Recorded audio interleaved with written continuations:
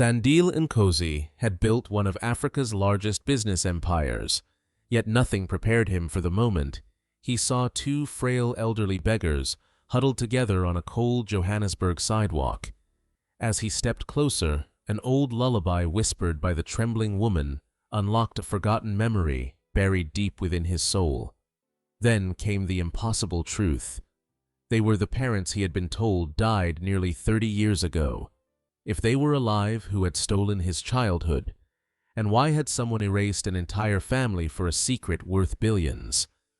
Before the answers could emerge, shadows from the past began hunting them once again. Before we begin, tell us where you're watching from and what your local time is. We'd love to know how far this story has traveled. And if stories of hope, justice, and family touch your heart, don't forget to subscribe so you won't miss our next unforgettable journey. 28 years before Sandile Nkosi stood frozen on a Johannesburg sidewalk, there lived a family that possessed almost nothing except love. Sipho Dlamini and his wife Nomsa rented a tiny two-room brick house on the outskirts of Soweto. The roof leaked every rainy season, the kitchen walls had begun to crack, and the old wooden gate squeaked every time someone pushed it open. To outsiders, it was just another poor family's home struggling to survive in a neighborhood forgotten by prosperity. To Sipho and Nomsa, however, it was their kingdom. Every morning before sunrise, Sipho ironed his only 2 white shirts with careful precision before leaving for the public primary school where he taught mathematics. His salary barely covered rent, electricity, and food, yet he never complained. He believed education was the greatest gift he could offer children whose futures depended on opportunities that many wealthy families took for granted. His students adored him. He remembered every child's birthday. He stayed after school to tutor those who struggled. He often bought notebooks with his own money for children whose parents could not afford them. His fellow teachers sometimes laughed at his generosity. "You'll never become rich giving away your salary," one colleague joked. Sipho only smiled. "Perhaps not," he answered. "But maybe one of these children will." Back at home, Nomsa spent long hours behind an old sewing machine inherited from her late mother. She repaired torn uniforms, altered dresses, and stitched school bags for neighbors. Her fingers carried tiny scars from years of handling needles, but she never considered the work beneath her dignity. Every completed garment meant another loaf of bread, another school book, another week of hope. The greatest joy in their lives, however, was their 5-year-old son. Sandile Dlamini filled the tiny house with endless laughter. His curious eyes seemed to search for adventure everywhere. He loved asking impossible questions. Why do birds never get lost? Who teaches the stars where to shine? If God made everyone equal, why are some children hungry? The last question always left Sipho speechless. Instead of answering immediately, he would kneel beside his son. "Some questions," he would say gently, "become missions. Maybe one day you'll help answer that one yourself." Sandile nodded seriously every time, although he barely understood. Every evening became a family ritual. Nomsa cooked simple meals, usually pap vegetables and beans, whenever they could afford them. After dinner, Sipho read stories aloud, while Sandile rested his head against his father's shoulder. Sometimes the electricity failed. The little family simply lit candles. Those became Sandile's favorite nights. The dancing candlelight made every story feel magical. When rain hammered against the roof, Nomsa softly sang traditional Zulu lullabies while continuing her sewing. Her warm voice transformed their humble home into a place untouched by hardship. Money was scarce. Love never was. One Saturday morning, Sipho surprised his family with a special outing. "We're going to the Johannesburg Botanical Garden," he announced. Nomsa laughed. "With what money?" Sipho proudly held up 3 bus tickets. "I skipped lunch at school all week." Nomsa's eyes immediately filled with tears. "You shouldn't have." I wanted Sandile to see something beautiful. The garden entrance was free. The family spent the entire afternoon walking among enormous trees, colorful flowers, and peaceful lakes. Sandile chased butterflies until he collapsed laughing on the grass. Sifo watched him with quiet admiration. "Our son dreams without limits," he whispered. Nomsa nodded. "He will go further than we ever could." Before leaving, Sifo crouched beside Sandile. "Promise me something." "What is it, Baba?" "No matter how successful you become one day," Sandile interrupted proudly, "I'm going to buy you a big house." Sifo chuckled. "I don't care about houses." "I'll buy you a big car then." "I don't care about cars either." Sandile frowned. "Then what?" Sifo placed a hand over his son's small heart. "Never forget people who have nothing." The boy nodded solemnly. "I promise." Neither parent imagined how cruelly fate would test that promise. Weeks passed peacefully. Life remained difficult but predictable. Then, one ordinary Tuesday afternoon, everything changed. The school principal called Sifo into his office. A distinguished businessman wearing an expensive charcoal suit waited inside. His polished shoes reflected the sunlight. A luxury watch gleamed beneath his cuff. His smile was warm yet strangely calculated. "Mr. Sifo Dlamini," the principal said proudly. "This is Mr. Themba Mokoena." Sifo recognized the name immediately. Themba Mokoena owned several transport and logistics companies across South Africa. His success frequently appeared in newspapers. The wealthy businessman stood and extended his hand. "I've heard remarkable things about you." Sifo looked confused. "About my teaching." "And your honesty." Themba spoke calmly, measuring every word. "There aren't many men left whose integrity is beyond question." Sifo thanked him politely, still unsure why one of Johannesburg's wealthiest businessmen wanted to meet an underpaid schoolteacher. Themba explained that he planned to launch a small community transport company employing local residents. "I don't need another businessman," he said. "I need someone people already trust." Sifo listened carefully. The offer sounded almost unbelievable. Themba would provide vehicles, startup funding, and business training. Sifo would manage daily operations while continuing to teach until the company became stable. Profits would eventually allow Sifo to build financial security for his family. "There must be hundreds of more qualified people," Sifo said cautiously. "There are," Themba replied, "but qualifications don't build trust." He leaned slightly forward. "Character does." Sifo asked for time to discuss the proposal with Nomsa. That evening, they talked long after Sandile had fallen asleep. Nomsa listened quietly as Sifo explained every detail. "It almost sounds too good," she admitted. "I know. What does he gain?" "He says helping communities strengthens his company." Nomsa remained thoughtful. "We've prayed for opportunities." "We have. But sometimes blessings arrive wearing expensive suits." Sifo laughed softly. "You don't trust him." "I don't distrust him either." She looked toward their sleeping son. "I just don't want desperation to make us careless." For several days, Sifo prayed before making his decision. He spoke with church elders, former colleagues, even neighbors. Everyone reached the same conclusion. Themba Mokoena had a respected public reputation. No one warned him away. Finally, Sifo accepted.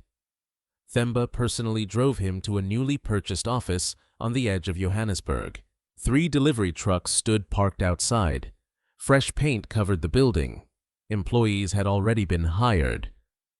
Everything appeared genuine. "This is only the beginning," Themba said confidently. "In 5 years you'll wonder how you ever lived differently." Sifo smiled with cautious optimism.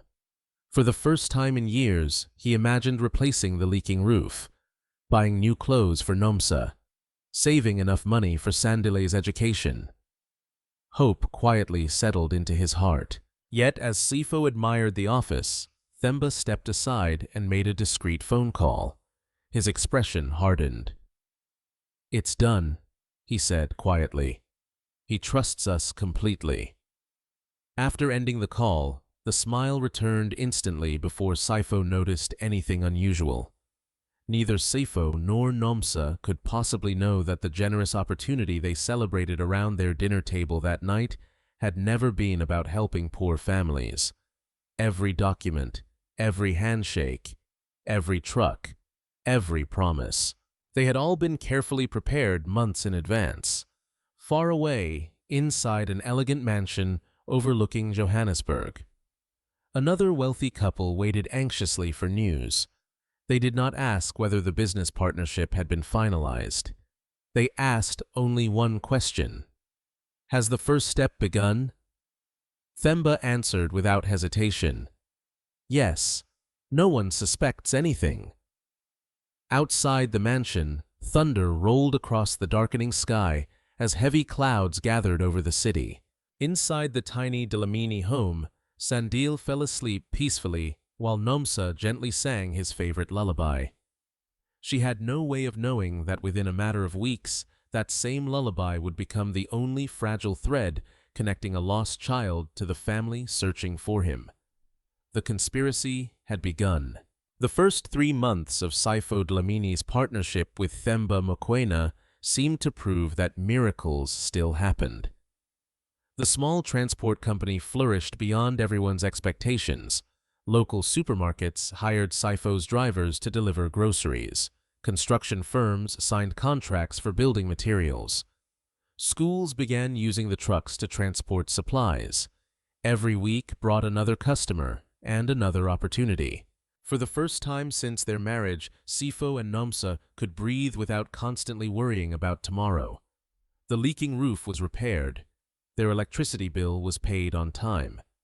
Nomsa surprised Sandile with a brand new school uniform instead of another carefully patched one. The little boy twirled happily in front of the cracked mirror. "Do I look like the smartest boy in school?" "You look like the kindest," Nomsa answered. Sifo smiled. "The smartest is easy. The kindest takes practice." Sandile hugged both of them tightly. "I'll be both." The family laughed together. It was one of those ordinary moments that people never realize will later become priceless memories. Business continued growing rapidly, yet hidden beneath the success were changes Sifo never noticed. Themba insisted on handling every legal document. "You're a teacher," he often said warmly. "Leave the paperwork to professionals." Sifo never questioned him. Contracts appeared for signature almost every week. Bank forms, insurance documents, equipment leases, expansion agreements. Sifo carefully signed wherever Themba indicated. He believed they were partners. He never imagined many of those papers quietly transferred ownership of the business into companies controlled by Themba himself. Whenever Sifo asked questions, accountants produced thick files filled with complicated financial language. "It is standard procedure, just compliance. Nothing to worry about." Those words slowly became routine. Meanwhile, another quiet change unfolded. A black luxury sedan occasionally parked near Sandile's school. Different drivers, different license plates, always watching, always leaving before attracting attention. Nobody paid attention, except one person. An elderly fruit seller named Mama Lindiwe noticed the expensive cars appearing too often for coincidence. One afternoon, she gently stopped Sandile. "My little one." "Yes, Gogo. Do you know the people inside those black cars?" Sandile looked confused. "No. They always watch you." The boy laughed innocently. "Maybe they like my football." Mama Lindiwe forced a smile. "Perhaps. but something inside her felt uneasy. That evening, she mentioned it to Sifo while he bought bananas. Wealthy people don't watch poor children for no reason. Sifo appreciated her concern but dismissed it. They're probably waiting for someone nearby. I hope you're right. Life moved forward. Spring slowly turned into summer. One Friday afternoon, Sifo received exciting news. A major retail company wanted to sign the largest contract his business had ever seen. The meeting was scheduled for Monday morning. Themba congratulated him enthusiastically. This will change your family's future forever.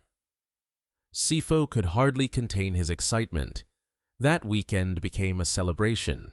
Nomsa prepared Sandile's favorite chicken stew. They ate together under the warm evening sky outside their small home. After dinner, Sandile climbed onto his father's lap. Baba, yes, when I grow up, I know. I'll become rich. Sifo laughed. And then, I'll build schools. Only schools. And hospitals. What else? And houses for people who sleep outside. Sifo looked proudly toward Nomsa. Our son dreams bigger than both of us. Nomsa nodded. Let's pray the world never steals that heart. Sunday arrived peacefully. The family attended church together. After the service, children played football in the dusty field, while parents chatted beneath large trees. Everything felt ordinary. Everything felt safe. Nobody noticed a stranger photographing the Dlamini family from across the street. Monday morning began before sunrise. Sifo left early for his important meeting with Themba and the new clients. Nomsa walked Sandile to school. As always, he skipped ahead while humming the lullaby she sang every night.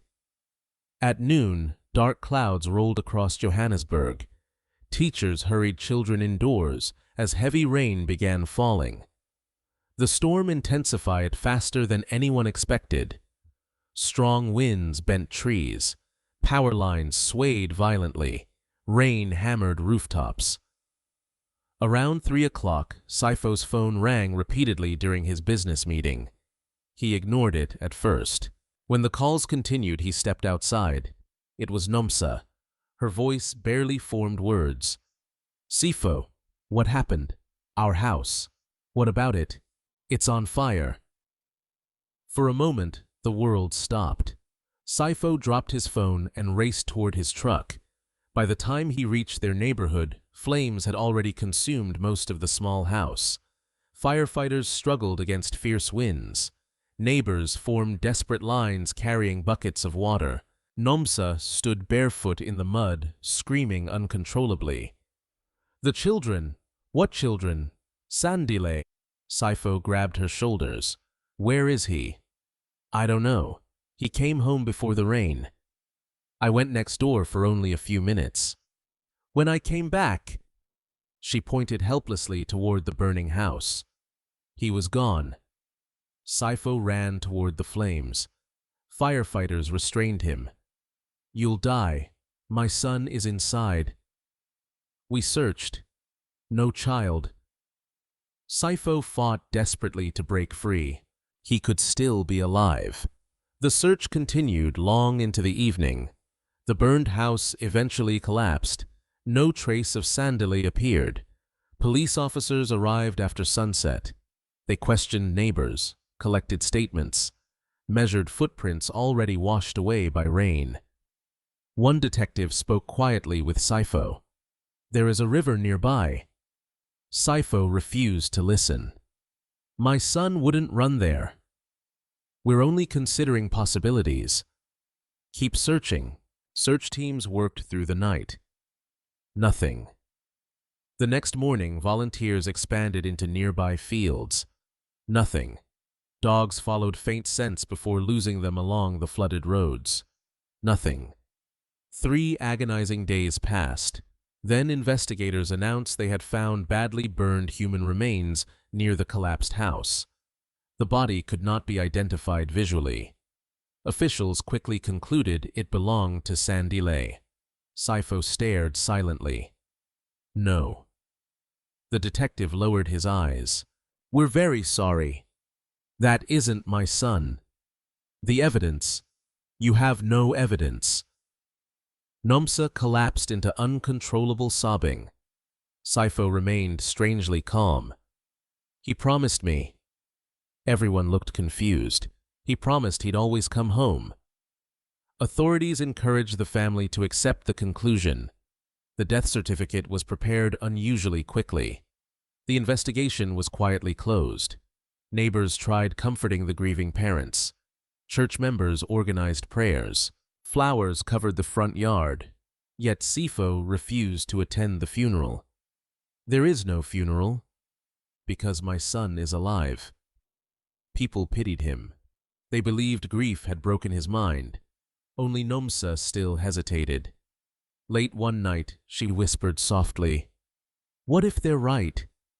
Sifo answered without opening his eyes. A mother knows her child's heartbeat. A father knows his footsteps. Our son is somewhere. He needs us to keep believing. Unknown to the shattered couple, Sandile was indeed alive. Miles away, inside a heavily guarded private estate, a frightened little boy cried himself to sleep while calling for his mother. No one answered. Sandile woke to a silence that did not belong to his world. The small bedroom around him was larger than his family's entire house. Cream-colored curtains covered floor-to-ceiling windows. A crystal chandelier reflected soft morning light across polished wooden floors. Every piece of furniture looked untouched, as though no child had ever lived there before. He sat, upright, frightened. His eyes searched desperately for the familiar cracks in the ceiling of his bedroom in Soweto. They were gone. His mother's old sewing machine was gone. His father's books were gone. Everything smelled different. The air carried the scent of polished wood and expensive perfume instead of fresh bread and laundry soap. "Baba, Baba," he whispered. No answer. "Mama." The only response came from the ticking of an elegant grandfather clock outside the room. Moments later, the bedroom door opened slowly. A woman in a white uniform smiled gently. "Good morning, little one." Sandile immediately climbed off the bed. "I want my mother." "You've had a difficult accident." "I want my father." "You need to rest." "My parents are coming." The woman exchanged a worried glance with another housekeeper standing in the hallway. "They'll explain everything later." Sandile began crying. "I don't want this house. I want to go home." The housekeeper knelt beside him. "You are safe here." "I don't want safe. I want Mama." She wrapped him in a blanket, while he continued sobbing until exhaustion overcame him once again. Several floors below, billionaire businessman Kaya Nkosi stood beside the massive windows of his private study. His wife Zanele entered quietly. "Is he awake?" "Yes." "And he keeps asking for his parents." Silence filled the room. Zanele lowered her eyes. "I knew this would happen." Kaya spoke without turning around. "Children adapt. He is only 5. He'll forget." She looked at her husband with uncertainty. "Will he?" Kaya finally faced her. "For his own good." 4 hours. Zanele walked toward the fireplace. "I've prayed for a child for 12 years. So have I. But not like this." Kaya's expression hardened. "What's done cannot be undone." His voice remained calm, but every word carried unmistakable authority. "The documents have already been processed. The hospital records changed. The police handled. The birth certificate replaced. No one will question anything." Zanele closed her eyes. She had desperately wanted to become a mother after years of miscarriages. Doctors had eventually told her another pregnancy would almost certainly kill her. The grief had nearly destroyed their marriage. Then Kaya had quietly promised to solve the problem. She never asked how. Now she wished she had. Upstairs, Sandile refused breakfast. He refused milk. He refused toys. Servants brought colorful books, expensive stuffed animals, and miniature cars imported from Europe. He ignored everything. Instead, he sat beside the bedroom window. He watched the entrance gate. Every passing vehicle made him jump to his feet. Baba! No. Mama! No. Each disappointment hurt more than the last. That evening, Kaya finally entered the room. He wore an expensive navy suit and carried himself with effortless confidence. He knelt beside the frightened child. "My name is Kaya." Sandile stared silently. "I know you're confused. I want my father." Kaya nodded slowly. "You were in a terrible accident." "No. You don't remember everything." "I remember." "You are safe now." "I want to go home." Kaya placed a gentle hand on the boy's shoulder. "This is your home." Sandile immediately pulled away. "No. My home is small. My mother sings. My father tells stories. This isn't my house." Kaya remained patient. "One day you'll understand." "I understand now." The boy's answer surprised him. "You are not my father." Kaya stood without another word. Outside the bedroom, he spoke quietly to the family physician. "How long?" The doctor understood the question. Children his age process trauma differently. He may hold memories for months or years. Can they disappear? They often fade, especially if new routines replace old ones. Kaya nodded. "Begin immediately." The following weeks were carefully planned. The mansion became Sandile's entire world. Private tutors replaced school. New clothes filled enormous wardrobes. Every servant received strict instructions. No one was allowed to mention the boy's past. No newspapers entered the nursery wing. No television broadcasts about missing children were permitted. Photographs from his former life had already been destroyed. Every trace disappeared. At first, Sandile resisted everything. Every night, he cried himself to sleep. Every morning, he asked the same questions. "When is Baba coming? Where is Mama?" Nobody answered honestly. Sometimes the housekeeper simply hugged him. Sometimes she quietly left the room because she could no longer hide her own tears. Among all the servants, only one elderly gardener named Makulu Themba dared question what had happened. One afternoon, he approached Kaya. "Sir." "What is it?" "The little boy." Kaya looked up from his paperwork. "What about him?" "He cries every night." "He'll adjust." "He keeps calling different names." Kaya's expression remained unchanged. "Children imagine many things." The gardener hesitated. "I don't think he's imagining." Kaya slowly stood. His calm voice became noticeably colder. "You've worked for this family 23 years. "Yes, sir. I value loyalty." "I've always been loyal." "Then remember something." He stepped closer. "The child's past no longer exists." The gardener lowered his head. "I understand." But he did not. From that day forward, Makulu Themba secretly watched over Sandile whenever possible. He could not explain why. Perhaps because he had grandchildren of his own. Perhaps because he recognized loneliness. Months passed. Sandile slowly stopped asking the same questions every day. Not because he had forgotten, because nobody ever answered. Children eventually learn which questions only create pain. His memories became less detailed. His mother's face grew blurry. His father's voice became harder to remember. Only fragments remained. A lullaby, a warm laugh, the smell of fresh bread, a promise spoken beneath a bright afternoon sky. Never forget people who have nothing. He repeated those words to himself often, although he no longer remembered who had said them. One rainy afternoon, Sandile found him sitting alone beside a large window. "What are you thinking about?" Sandile answered honestly. "I think someone is missing me."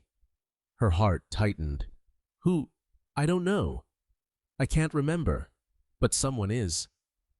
For several seconds, she could not speak. Finally, she wrapped him in her arms.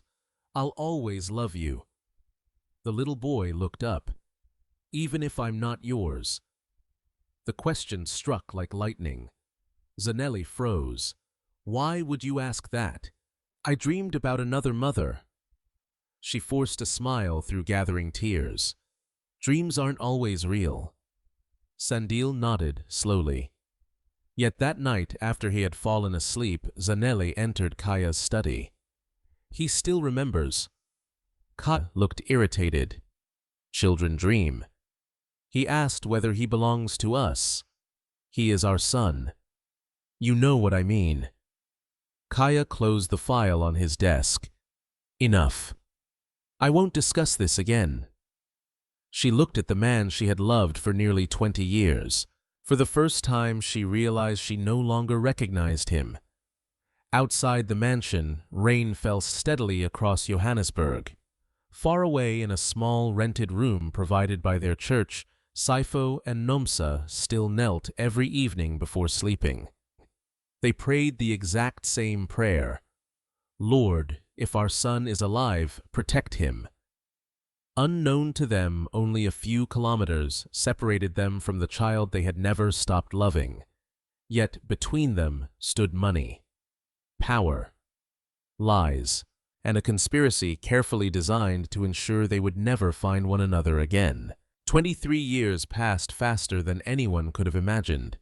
The frightened little boy who once cried himself to sleep inside a stranger's mansion had grown into one of South Africa's most admired businessmen. To the world, he was Sandile Nkosi, chairman of the Nkosi Group, a billionaire before the age of 30, a visionary entrepreneur whose investments stretched from renewable energy and logistics to technology and affordable housing. Business magazines called him the young lion of African enterprise. International leaders invited him to economic forums. Universities awarded him honorary degrees. Every speech he gave inspired thousands of young Africans to believe success was possible regardless of where they were born. Yet, behind every smiling photograph stood a man carrying an emptiness he could never explain. Every few weeks, Sandile experienced the same dream. A woman sang softly while mending clothes beside an old sewing machine. A man laughed as he lifted a little boy onto his shoulders. Rain tapped against a tiny roof. Someone whispered, "Never forget people who have nothing." Then fire, smoke, darkness. He always woke before seeing their faces. His doctors blamed stress. His friends blamed overwork. Psychologists suggested childhood trauma after the accident he supposedly survived. Only Sandile knew the explanation never felt complete. One morning, he arrived at Nkosi Group headquarters before sunrise. The 60-story glass tower dominated Johannesburg's skyline, symbolizing the empire built by his adoptive father. Employees greeted him respectfully. "Good morning, Mr. Nkosi." "Morning." He acknowledged everyone with the same quiet smile, regardless of position. The security guards, the receptionists, the cleaners.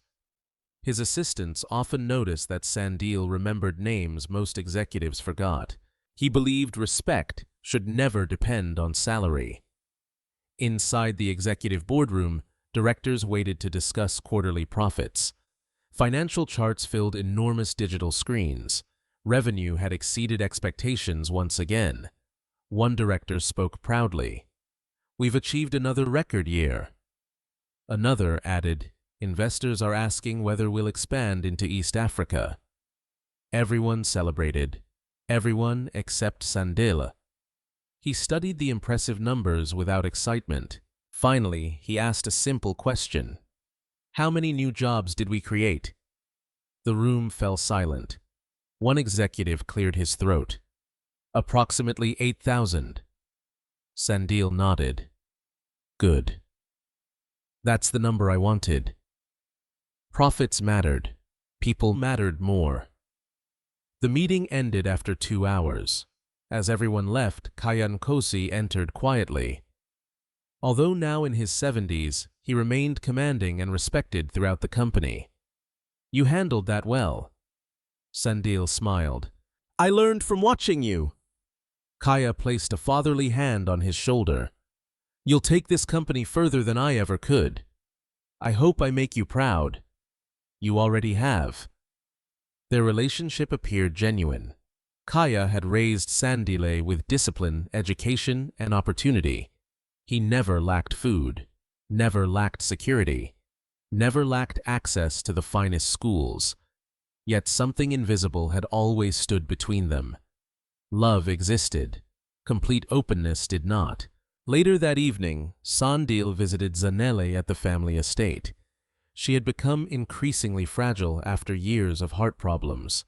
Unlike Kaya, her affection had always been warm and gentle. She smiled the moment he entered. You skipped lunch again. You always know. Mothers notice. The word lingered in the air longer than either expected. Sandile poured tea for both of them. Can I ask you something? Of course. When I was little, she immediately became attentive. Yes. Did I ever talk about another family? Her fingers tightened around the teacup. What makes you ask? I still have dreams. The same ones. What kind of dreams? A small house. A woman singing. A teacher reading stories. They feel real. Sandile forced herself to remain calm. You were very young after the accident. The mind creates memories sometimes. Sandile looked unconvinced. They don't feel invented. Before she could respond, Kaya entered the room. What are you two discussing? Sandile smiled politely. My strange childhood dreams. Kaya answered immediately. The doctors explained those years ago. I know. But they keep returning. Kaya changed the subject effortlessly. You have the charity inspection tomorrow. I expect the Foundation's annual report. Sandile nodded. The conversation ended. But Sandile barely touched her tea afterward. That night, she stood alone on the balcony, overlooking the city lights. For years, she had buried her guilt beneath routine. Now, it resurfaced with terrifying strength. Meanwhile, across Johannesburg, life looked very different for Sifo and Nomsa Dlamini. Time had stolen almost everything from them. After Sandile's disappearance, Sifo had refused to believe the official investigation. He spent years searching neighboring provinces. He visited orphanages, hospitals, police stations, church shelters. Every rumor became another journey. Every anonymous tip became another disappointment. Searching consumed his savings. Then his business collapsed. Without Themba Mokwena's guidance, debts suddenly appeared. Banks demanded repayments Sifo had never realized existed. Equipment was repossessed. Trucks disappeared. Lawyers produced contracts bearing his signature. He insisted he had never agreed to such terms. The documents proved otherwise. Within months, he lost everything. Themba expressed sympathy while quietly purchasing the remaining company assets through another corporation. Sifo never understood how quickly success had become ruin. Stress damaged his health. Years of grief weakened Nomsa as well. Medical treatment became impossible to afford. Eventually, they lost their rented home. Then another. Then another. Pride slowly gave way to survival. By their late 60s, the once hopeful couple lived inside a small shelter operated by a local church. On difficult days, they sat near one of Johannesburg's busiest intersections, asking strangers for spare change. They hated begging, but hunger leaves little room for dignity. Even then, they never separated. If someone offered only one meal, they shared it. If only one blanket was available during winter, they slept beneath it together. Every evening before sleeping, Nomsa whispered exactly the same prayer. "Protect our son." She had never stopped. Not once in 23 years. Sifo still carried an old faded photograph inside his worn jacket pocket. The picture showed 5-year-old Sandile smiling while holding a homemade wooden toy truck. The edges had become soft from thousands of times being unfolded. Whenever people asked why he kept an old picture of a dead child, Sifo answered quietly, "Because he isn't dead." Most people assumed grief had clouded his judgment. Only Nomsa believed him. One chilly Thursday morning, volunteers from Sandile and Cozy Foundation prepared for their monthly community outreach program. The foundation funded schools, clinics, food distribution, and employment initiatives throughout South Africa. Unlike many wealthy donors, Sandile personally attended inspections without media announcements whenever possible. "I want to see reality," he often said, "not presentations." His convoy stopped near a crowded district, where hundreds of homeless residents gathered for meals distributed by volunteers. Sandile stepped from the vehicle wearing simple clothing instead of an expensive business suit. He greeted children, shook hands with elderly residents, listened more than he spoke. Then, something unexpected caught his attention. An elderly man sat on the pavement holding half a loaf of bread. Instead of eating immediately, he carefully broke it into 2 equal pieces. He handed the larger half to the frail woman beside him. "You eat first." She smiled weakly. "No. You need it." He gently laughed. "We've argued about this for 20 years. We're too old to change." She accepted the bread. Before taking her first bite, she quietly broke her own piece in half and returned part to him. They both laughed. The simple gesture lasted only seconds. Yet Sandile could not look away. Something about the man's protective eyes, the woman's gentle smile, the quiet way they cared for each other. It stirred an ache deep inside him. Without understanding why, he found himself taking one slow step toward them, then another. For reasons he could not explain, his heart suddenly began beating faster. Ket Thuk Fan 5. Fan 6. Sandile stood motionless, only a few meters away from the elderly couple. Around him, volunteers unloaded boxes of food, bottled water, blankets, and medicine. Children laughed as they chased one another between folding tables. Reporters from a local community newspaper snapped photographs of the outreach event, but Sandile heard almost none of it. His attention remained fixed on the old man and woman sitting quietly beneath a faded bus stop shelter. Neither of them noticed him. The elderly man carefully brushed crumbs from the woman's worn coat before wrapping an old scarf more tightly around her shoulders. "The wind is getting stronger," he said softly. "I'm fine. You always say that. And you're always worrying." He smiled. "That's my job." Their conversation was simple, ordinary. Yet something inside Sandile tightened. He had seen thousands of couples throughout his life. Why did these two strangers feel so painfully familiar? His assistant, Lerato Maseko, stepped beside him. "Mr. Nkosi." Sandile did not answer immediately. "Sir," he finally looked away from the couple. "Who are they?" Lerato checked her tablet. "We've never registered them before." "I'll find out." "No." Sandile shook his head. "I'll speak with them myself." He walked slowly toward the shelter. The elderly man noticed him first and immediately stood despite obvious pain in his knees. "Good afternoon, sir." Sandile smiled politely. "Please don't stand because of me. It's only respect." Sandile extended his hand. "My name is Sandile." The old man accepted the handshake with surprising firmness. Sifo. And this is my wife Nomsa. Nomsa smiled warmly. It is an honor to meet you. Sandile crouched so they could speak comfortably. Have you both eaten today? Sifo glanced at the bread. We've eaten enough. Nomsa quietly corrected him. We've shared enough. Sandile noticed the difference. Even while hungry, they still spoke in terms of sharing rather than receiving. He admired that. A volunteer approached carrying hot meals. I've brought lunch.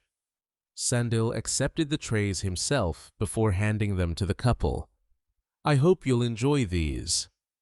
Nomsa hesitated. There are others who need food. There is enough for everyone. She accepted with gratitude. Thank you. As Sifo reached for his spoon, he paused. Without thinking, he placed the larger portion in front of Nomsa. You need more.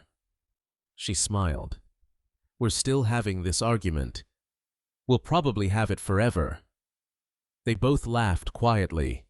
Again, Sandile felt the strange ache inside his chest. He had witnessed countless acts of kindness during charity work. None affected him like this. Trying to understand the feeling, he continued the conversation. How long have you been together? Sifo looked toward his wife before answering. 35 years, Nomsa corrected him with a playful smile. 36. I forgot. You always forget.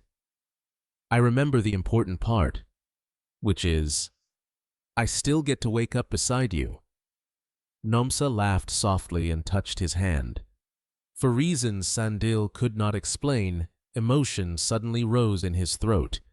The exchange reminded him of something, not a clear memory, only a feeling.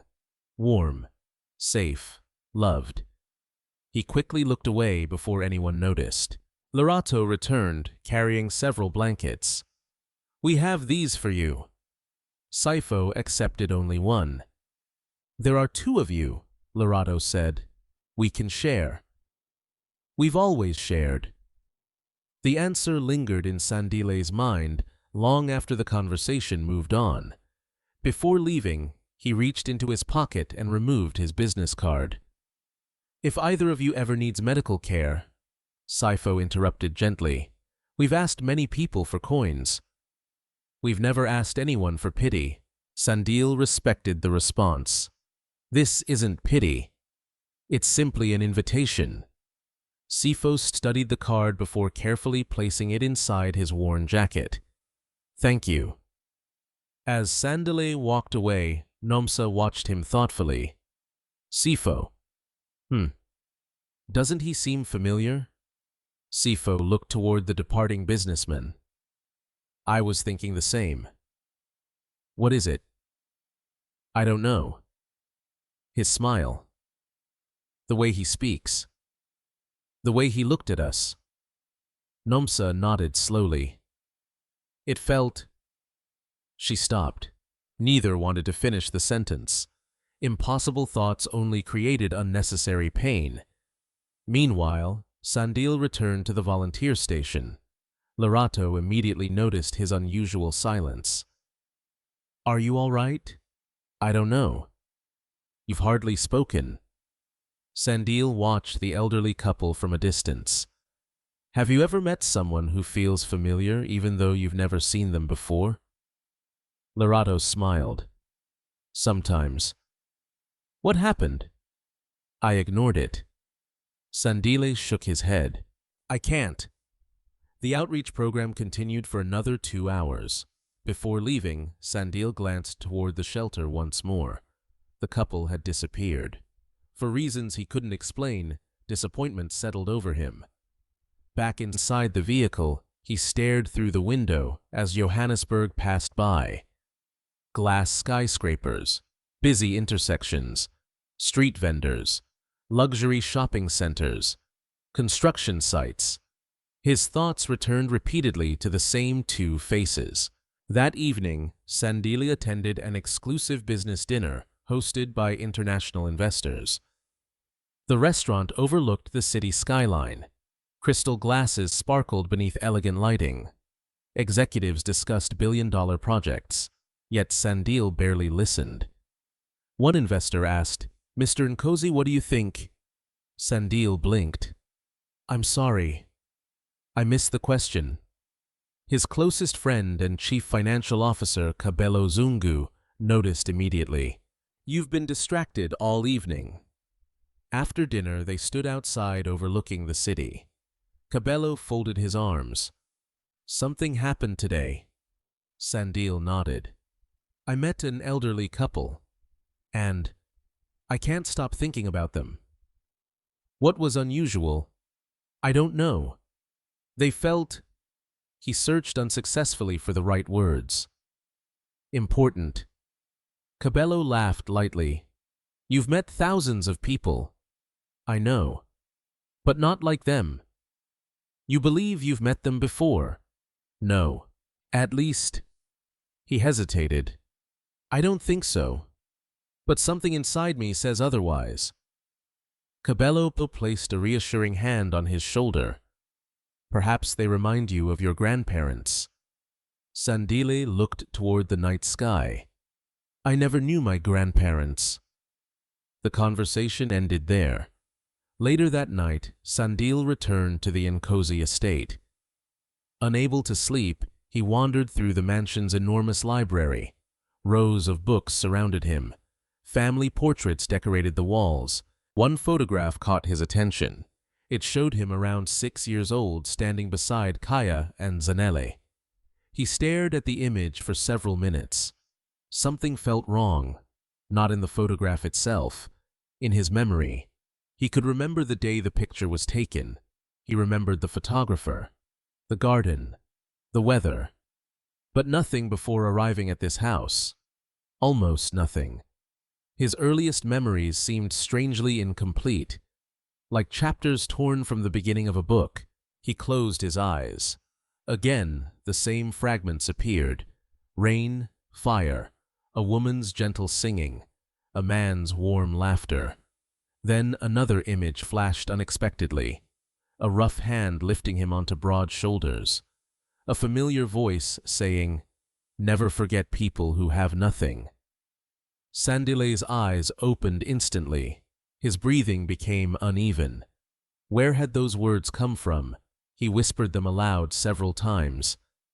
"They're real. I've heard them before." But where? At nearly the same moment across the city, Saifo and Nomsa settled onto thin mattresses inside the church shelter. Nomsa removed the business card Sandile had given them. She traced the printed name with trembling fingers. Sandile Nkosi. She repeated it quietly. "What a beautiful name." Sifo smiled faintly. "Our son's name is beautiful too." Silence filled the room. After all these years, neither of them had packed away the hope that their little Sandile might still be alive somewhere. Before turning off the light, Nomsa folded the card carefully and slipped it into her Bible. "I think we'll see him again." Saifo looked surprised. "The businessman?" "Yes." "Why, I don't know."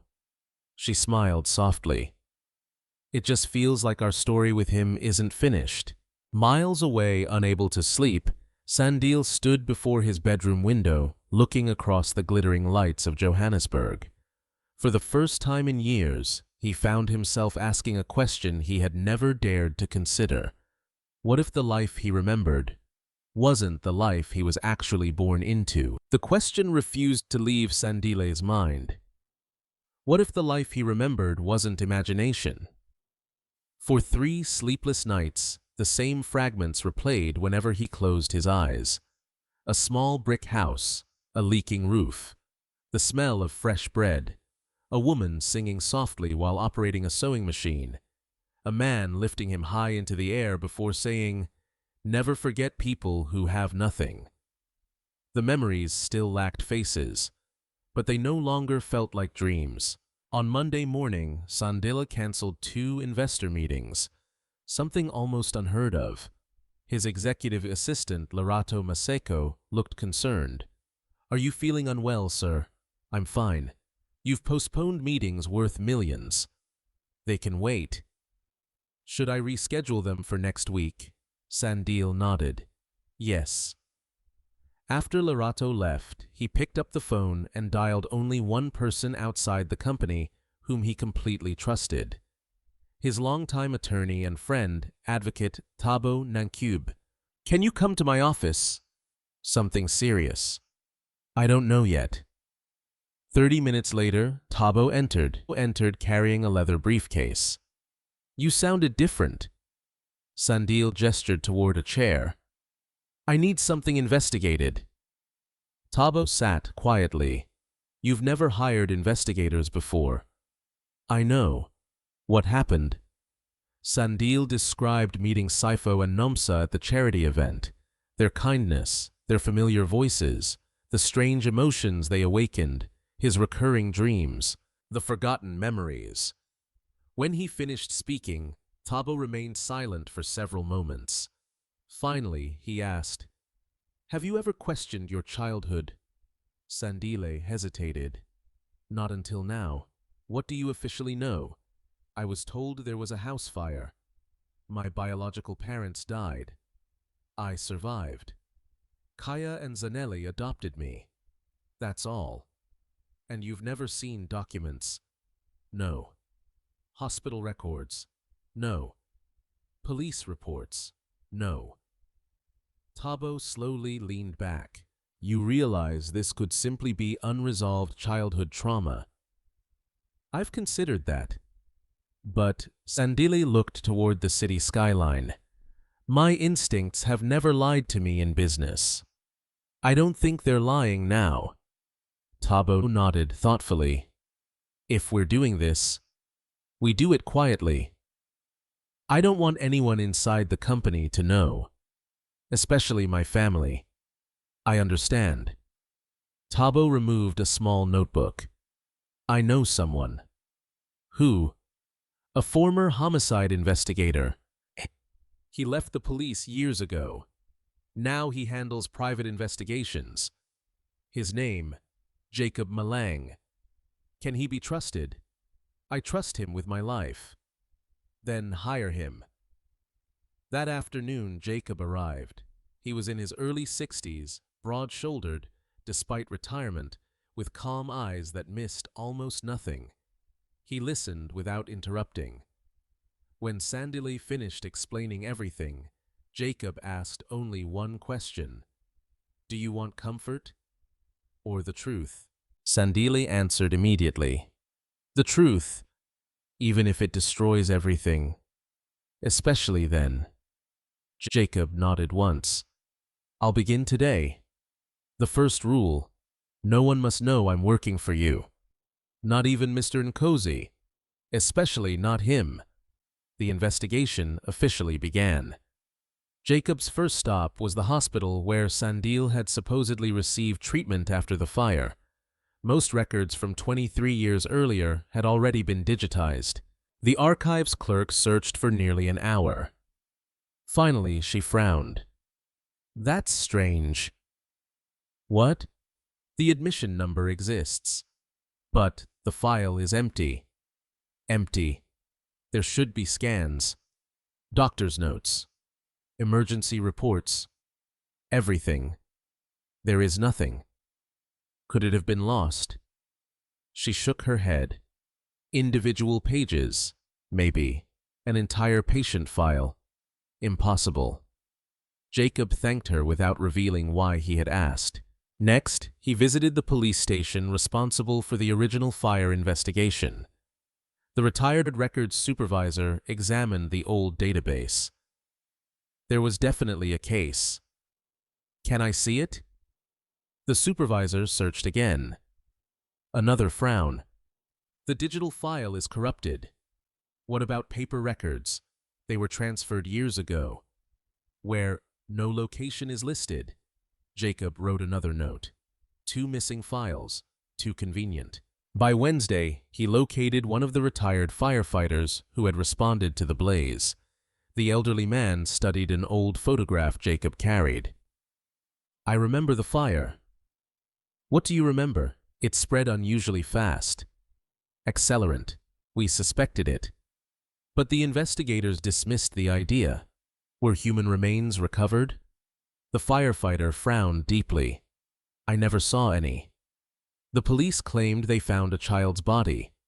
I heard that later. But not that night. You never transported one? No. Jacob thanked him. 3 inconsistencies. Hospital records missing. Police files missing. No firefighter remembering a body. Something was terribly wrong. Meanwhile, Sandile struggled to focus on work. Board meetings blurred together. Financial reports no longer held his attention. Even Kaya noticed. During lunch one afternoon, he asked, "You're distracted?" "A little." "Business problems?" "No." "Then what?" Sandile forced a smile. "Just tired." Kaya studied him carefully. "You've always hidden your worries poorly." "I'll be fine." The older man accepted the answer outwardly. Privately, concern lingered. Later that evening, Jacob called. "I found irregularities." Sandile immediately drove to Tabo's office, where Jacob waited. He spread several folders across the conference table. "The official story doesn't fit." "What do you mean?" "The hospital has no treatment records." Sandile frowned. "None. None. The police investigation has disappeared." "Disappeared?"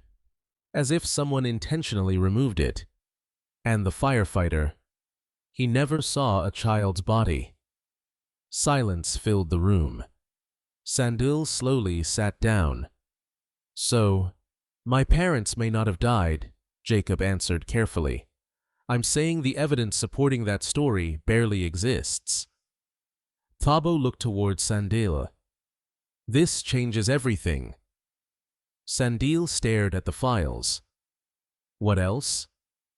"I've started looking into the elderly couple, Sifo and Nomsa." "What have you found?" Jacob opened another folder. "They once owned a small transport company. They lost everything 23 years ago." "The timing. The same year your accident supposedly happened." Sandile's heartbeat quickened. "Children." Jacob nodded slowly. "One son." Sandile whispered. "His name?" Jacob glanced down. "Sandile Dlamini."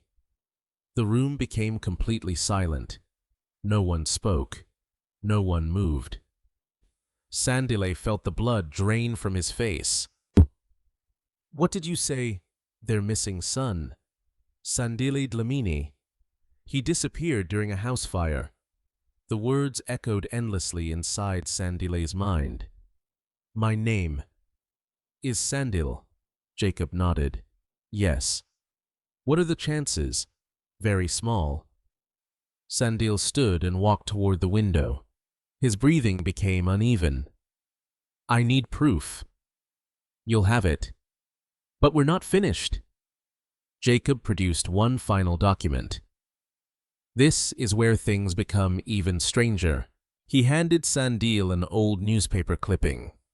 The article described the tragic fire that claimed the life of 5-year-old Sandile Dlamini. A grainy black-and-white photograph accompanied the story. Sifo stood beside the burned remains of his home. Nomsa cried in the background. Sandile stared at the picture. Suddenly, another memory exploded inside his mind. The man's voice, the smell of smoke, strong arms carrying him through a garden. He staggered backward. "Sir." Thabo rushed forward. "I'm all right." "No, you're not." Sandile pressed trembling fingers against his forehead. "I know that man." He pointed at the newspaper. "I've never seen this article." "But I know him." Tears unexpectedly filled his eyes. "I don't know how, but I do." Jacob quietly closed the folder. This investigation has crossed a line. What line? I no longer think we're looking for answers. I think we're uncovering a crime. At that exact moment, miles away, someone else received a phone call. Inside a luxurious office overlooking Johannesburg. Themba Mokoena calmly answered. Yes.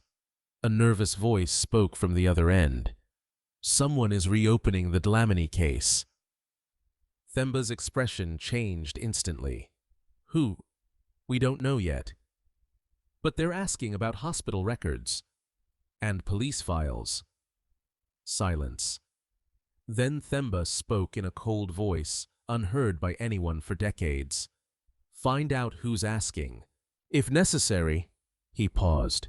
Make sure the investigation ends before it reaches the truth. For the first time in 23 years, the people who had buried the past realized that someone had begun digging. And this time, the truth was no longer willing to stay hidden. By sunrise the following morning, the investigation was no longer just about missing memories. It had become a race against people who had spent more than 2 decades protecting a lie. Jacob Malang arrived at his modest office before 7 o'clock. The retired detective preferred working early, long before the city became noisy. He unlocked an old filing cabinet and spread every document collected over the past week across his desk. Missing hospital records, disappearing police files, the suspicious fire, the elderly couple's missing son, the identical first name. Individually, none of the discoveries proved anything. Together, they painted a picture too disturbing to ignore. His phone vibrated. It was Thabo. Any progress? I've found someone. Who? A retired nurse. There was a brief silence. How important? Jacob looked at the handwritten note in front of him. She worked the night the child supposedly arrived at the hospital. She may be the last living witness. Can she confirm Sandile's identity?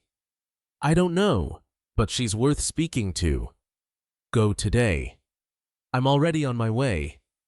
The retired nurse, Sister Grace Kumalo, lived alone in a quiet suburb outside Johannesburg. She was 78 years old and had retired nearly 15 years earlier. Jacob knocked gently. After several moments, the door opened. The elderly woman smiled politely. Can I help you? My name is Jacob Malang. I'd like to ask about something that happened 23 years ago. The smile disappeared. What is it about you, a little boy involved in a house fire? For several seconds, Sister Grace said nothing.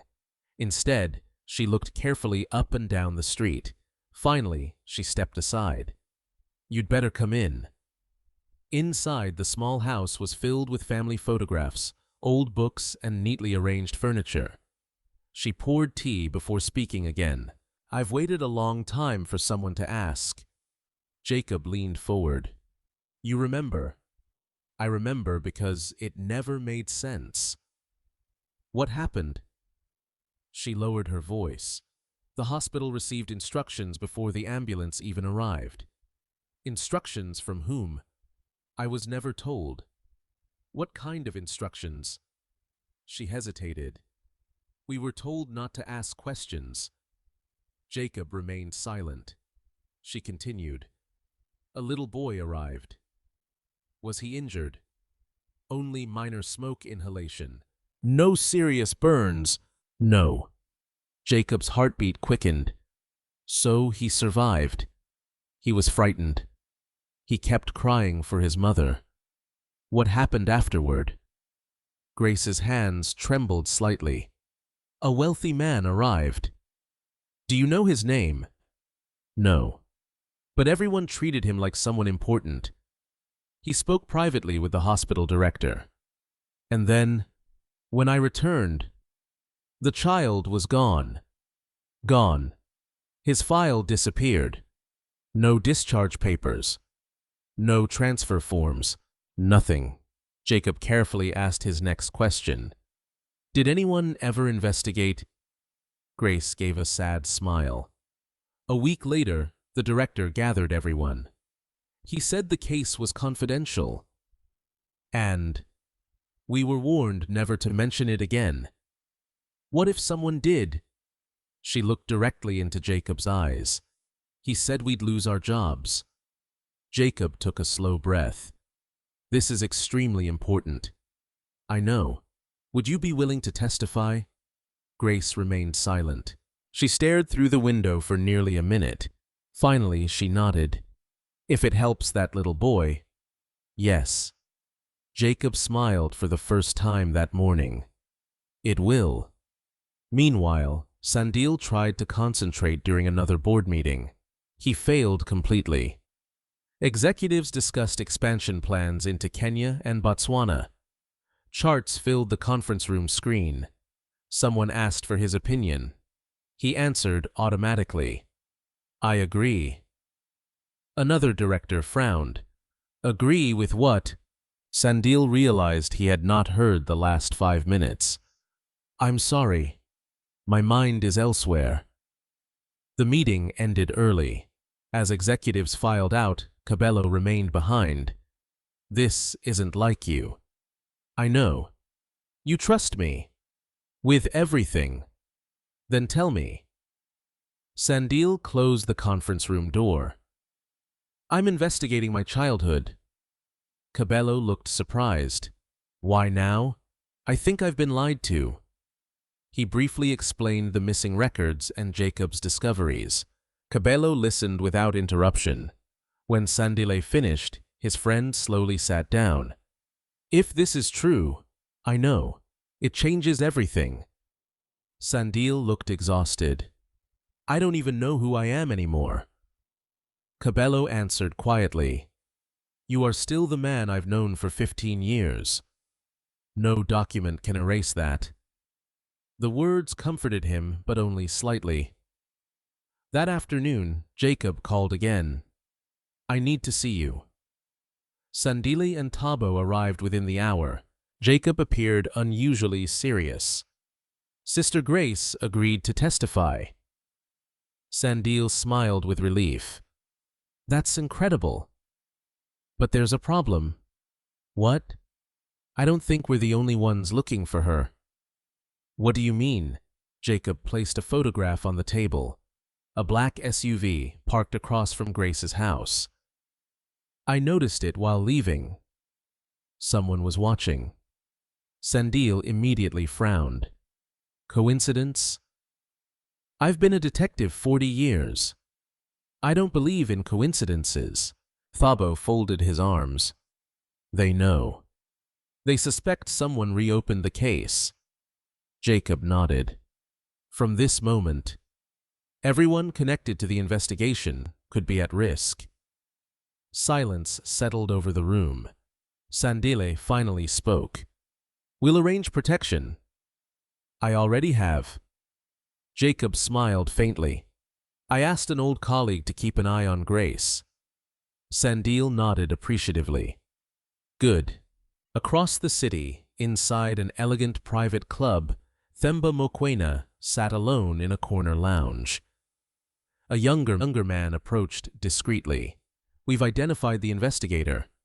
The retired detective. Yes. And who's paying him?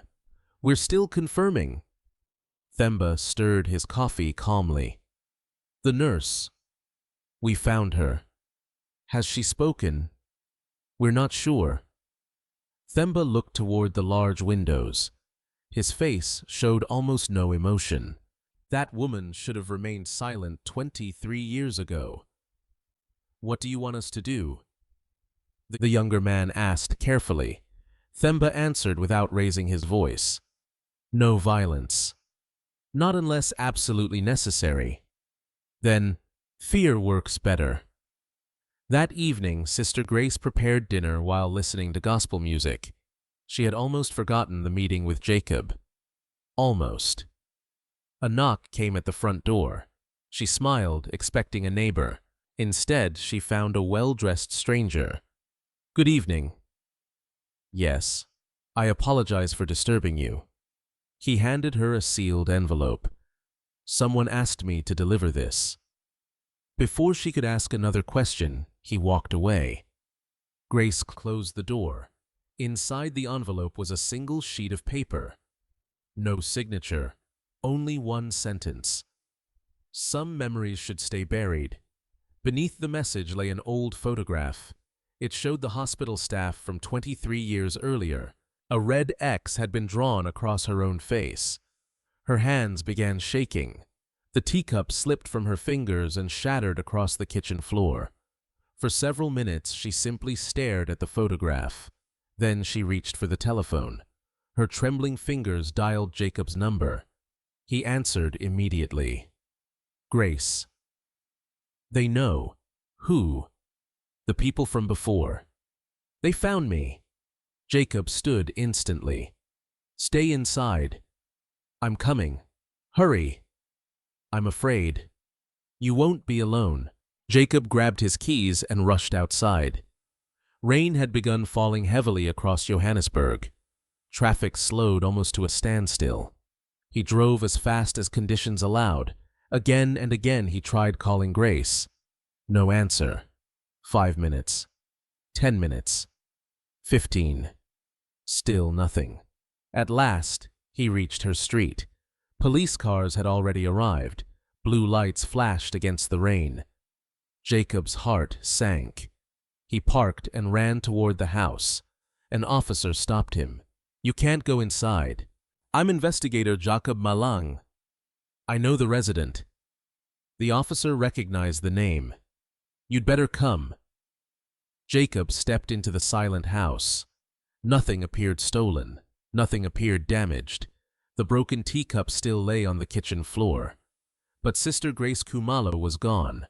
Only the back door stood wide open, swaying slowly in the cold wind. On the dining table remained one object, the anonymous warning letter. Someone had taken the witness, and whoever orchestrated the kidnapping wanted one message delivered clearly. The truth was still dangerous enough to make people disappear. The disappearance of Sister Grace Kumalo changed everything. Until that night, Sandile had believed he was uncovering a painful family secret. Now he understood he was confronting people who were still willing to silence witnesses after more than 2 decades. The following morning, Jacob, Thabo, and Sandile gathered inside a private conference room at Nkosi Foundation headquarters. No assistants were present. No phones were allowed on the table. Jacob closed the blinds before speaking. Yeah. They took her professionally. Sandile looked up. What do you mean? There were no signs of struggle. No broken furniture. No blood. No neighbors heard screaming. They either convinced her to leave or forced her into a vehicle before she could react. Thabo folded his arms. The police, they've opened a missing person investigation, but they don't know about our case. And they won't. Sandile nodded. The fewer people involved, the safer. Jacob spread several photographs across the table. I went back to Grace's neighborhood. What did you find? A security camera. Did it capture anything? Only part of the street. He pointed toward a blurry image. A black SUV. Sandile immediately recognized it. The same vehicle. The one outside her house. Jacob nodded. It appeared twice. Once the day before. Again the night she disappeared. The room fell silent. Someone had been watching Grace long before Jacob arrived. Sandile stared at the photographs. They're always one step ahead. For now, Jacob answered. But people who hide the truth usually make mistakes. Sandile looked toward him. What do we do next? We stop chasing only documents. We start chasing memories. Later that afternoon, Sandile made an unexpected decision. I want to go back. Where, Lerato asked. The charity center. The place where I met Saifo and Nomsa. They may not even be there. I know. But I have to try. Without informing the media or his security team, Sandile drove only with Lerato. When they reached the community kitchen, volunteers immediately recognized him. "Mr. Nkosi, it's wonderful to see you again." He smiled politely. "I'm looking for an elderly couple. The husband is named Sifo. The wife is Nomsa." The volunteer nodded. "They usually come every Thursday. They're not here today. Do you know where they stay?" "They sleep at St. Matthew's Church shelter." Sandile thanked her and immediately left. 20 minutes later, he arrived at the small church. Children played football in the dusty courtyard, while volunteers prepared evening meals. An elderly pastor greeted him warmly. "Welcome. I'm looking for Sifo and Nomsa Dlamini." The pastor smiled. "They're inside helping prepare dinner." Sandile paused. "They volunteer every day." "Yeah." "They insist on serving others before eating themselves."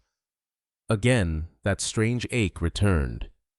Inside the dining hall, Sifo stood carrying heavy pots, despite his age. Nomsa folded blankets donated by local residents. Neither noticed Sandile enter. The pastor called softly, "You have a visitor." Both turned around. Their faces immediately brightened. "Mr. Nkosi." Sifo walked forward with genuine happiness. "You came back." Sandile smiled. "I said we would meet again." Nomsa clasped her hands. "You remembered us." "I couldn't forget." For reasons he couldn't explain, those words carried more weight than intended. They sat together after dinner while children continued playing outside. Sandile listened as Sifo described helping repair broken chairs around the shelter. "We don't have much, but everyone can contribute something." Nomsa laughed.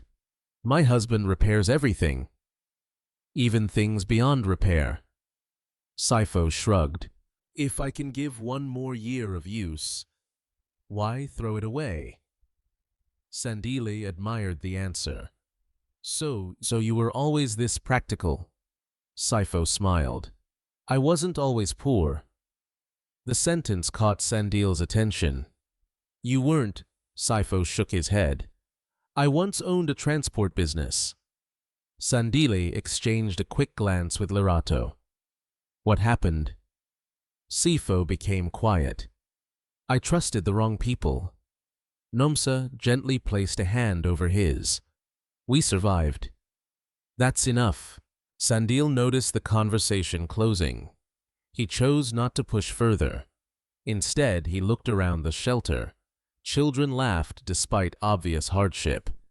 An elderly woman hummed while preparing vegetables. The atmosphere reminded him of something impossible to define: home.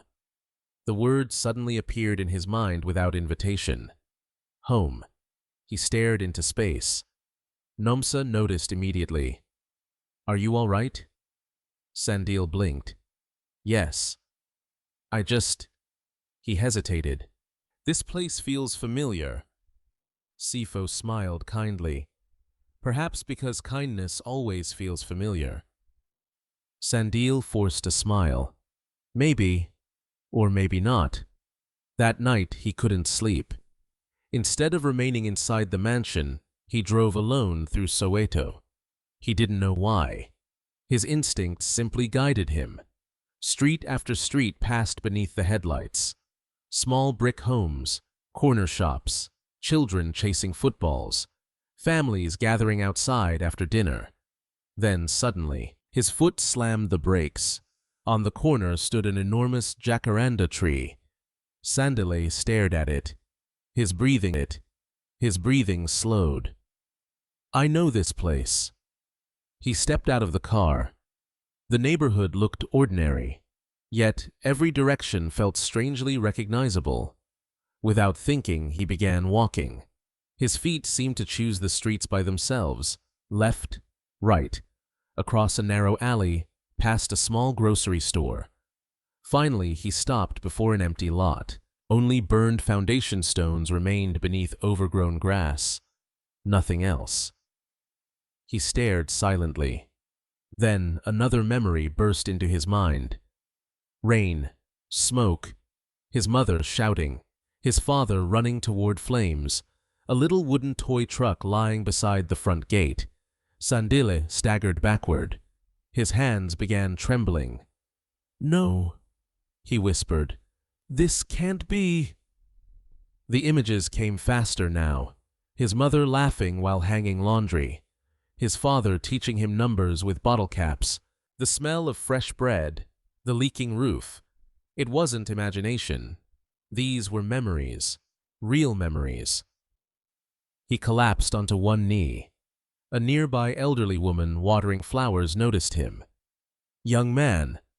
He looked up. She approached carefully. "Are you all right?" Sandile pointed toward the empty lot. "What happened here?" The woman sighed. "A terrible fire." "When?" "Oh." She thought for a moment. "About 23 years ago." Sandile felt his heartbeat racing. "Who lived there?"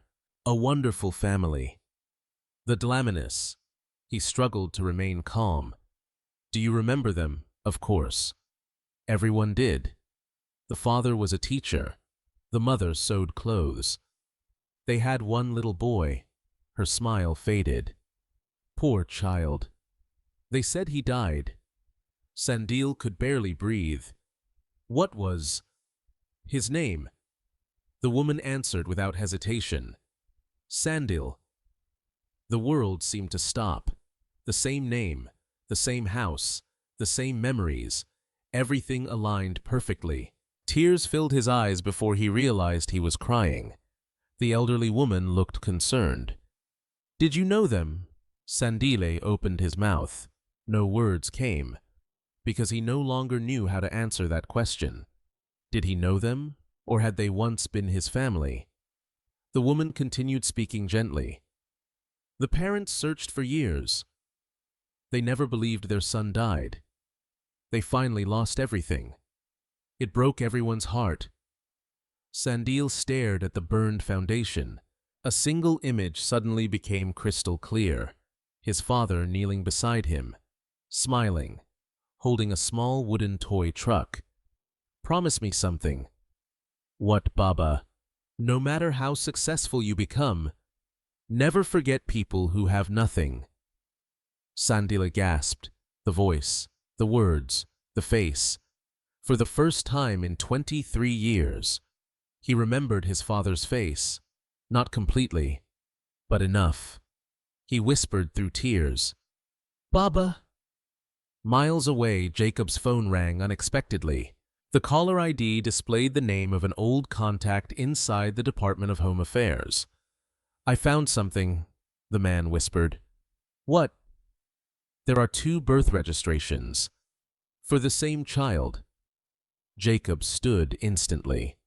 "What child?" The answer sent a chill through his entire body. Sandile. Jacob did not sleep that night. The phone call from his contact at the Department of Home Affairs echoed in his mind long after midnight. 2 birth registrations. For one child. That was not a clerical mistake. It was evidence. By sunrise, Jacob was already standing outside the government archives building, waiting for his contact to arrive. At exactly 8 o'clock, a middle-aged records officer named Patrick Mthembu quietly unlocked a side entrance. "You weren't followed." Jacob smiled faintly. "I checked 3 times." Patrick nodded. "Good." They walked through narrow hallways lined with decades of archived files before reaching a secure records room. Patrick inserted 2 security cards into an electronic lock. The heavy door opened. "I shouldn't even be showing you this." "I appreciate the risk." Patrick powered on an isolated computer. "I searched because you asked me to compare one identity." What I found made no sense. He typed several commands before 2 digital files appeared. There. Jacob stepped closer. The first record read, Sandile Dlamini. Date of birth. Hospital of birth. Parents Saifo Dlamini and Nomsa Dlamini. Status. Patrick frowned. Look here. A red stamp appeared across the file. Deceased. Jacob remained silent. Patrick opened the second record. Sandile and Cozy. Same date of birth. Same hospital. Different parents. Kaya and Cozy. Zanele and Cozy. Status active. Jacob slowly removed his glasses. Identical birthdays. Patrick nodded. Down to the minute. That's impossible. It gets worse. Patrick enlarged another section. The second certificate wasn't created at birth.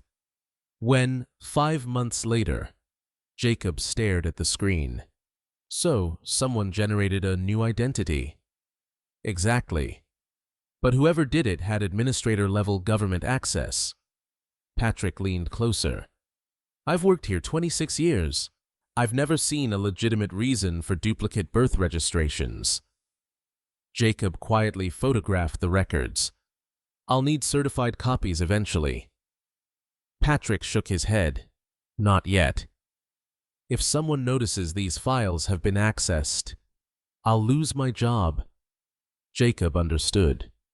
You've already done enough. Before leaving, Patrick grabbed his arm. Be careful. Whoever authorized this had extraordinary influence. 1 hour later, Sandile arrived at Tabo's office. Jacob waited without speaking until the conference room door closed. Then he placed 2 printed photographs on the table. What am I looking at? Your birth. Sandile frowned. My birth certificate. No. Your birth certificates. Silence. Sandile stared from one document to the other. The first carried the name Sandile Dlamini. The second, Sandile and Cozy. His breathing slowed. They have the same birthday. Jacob nodded. The same time. The same hospital. Tabo leaned forward. This is impossible. No. Jacob answered quietly. It's organized. Sandile looked toward Jacob. What does this mean? It means someone didn't simply adopt you. They replaced you. The words settled heavily across the room. Sandile lowered himself into a chair. My entire identity was manufactured, Jacob answered carefully. We're moving beyond suspicion. We're entering proof. Sandile closed his eyes. For several moments, nobody spoke. Finally, he whispered, I need to know everything. You will. But there's another problem. What? Jacob placed another folder on the table. I followed the paperwork. It leads somewhere. Where? He slid a property record forward. Mokoena Holdings. Sandile immediately recognized the name.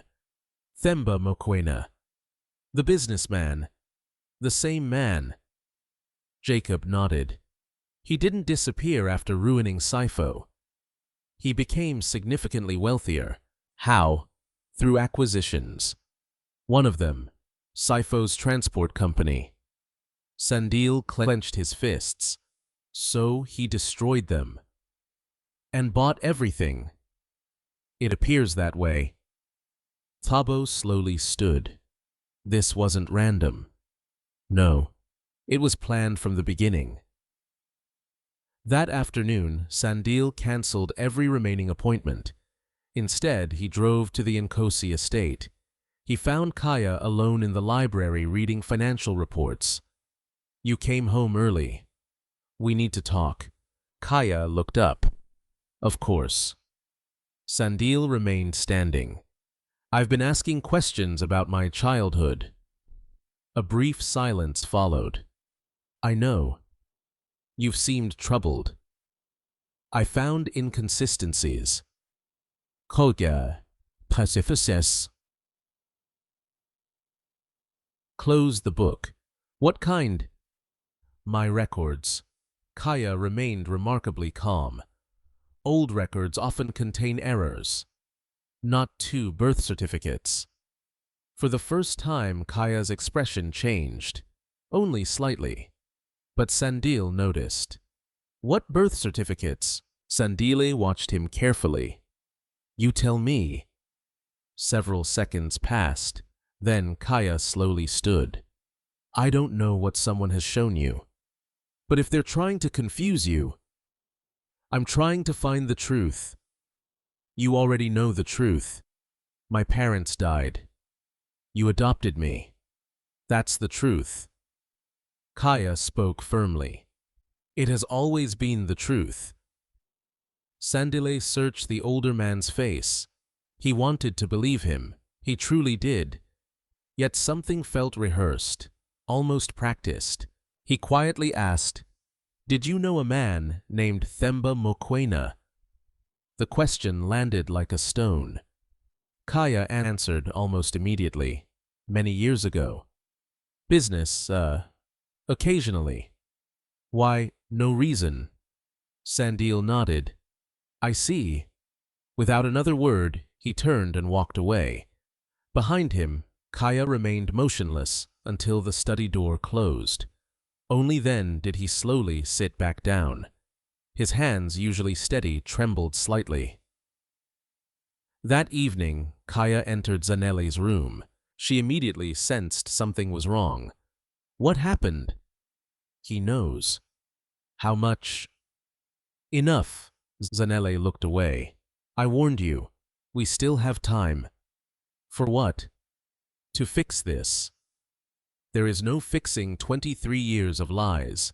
Kaya's voice became unusually sharp. I did what I believed was necessary. You stole a child. I saved him. You stole him. Silence. Tears filled Sandile's eyes. I loved him. I still do. So do I. No. She shook her head. Love doesn't erase someone's parents. Kaya had no answer. For the first time in decades, he questioned the decision that had defined his entire life. Meanwhile, Jacob continued tracing financial records. Near midnight, he found another connection. A charitable trust. Established 23 years earlier, its founding donors included Kaya Nkosi, Themba Mokoena, and 3 senior government officials. Jacob frowned. Why would a transport businessman, a billionaire industrialist, and government officials establish a trust together immediately after Sandile disappeared? He requested additional documents. Most were sealed. One, however, remained accessible. It contained minutes from the organization's first meeting. Only a single sentence caught Jacob's attention. The transition has been completed successfully. Transition, not adoption, not guardianship. Transition. Jacob immediately called Tabo. You need to come. What is it? I think we've misunderstood everything. What do you mean? This wasn't one corrupt businessman. It wasn't even one billionaire. It was a network. The following morning, Sandile insisted on visiting Saifo and Nomsa again. This time he arrived carrying groceries instead of cameras or foundation staff. When Nomsa opened the church kitchen door, her face brightened. You came back. I wanted to see how you were. Sifo smiled warmly. Come inside. They shared tea around a worn wooden table. Conversation flowed naturally. Sandile found himself laughing more than he had in months. At one point, Sifo noticed Sandile staring at an old wooden toy resting on a shelf. My grandson from the shelter carved that. Sandile picked it up. It was a tiny wooden truck. His fingers froze. His heart pounded. Without thinking, he whispered, I used to have one. Sifo looked surprised. You did? Sandile stopped. Images flooded back.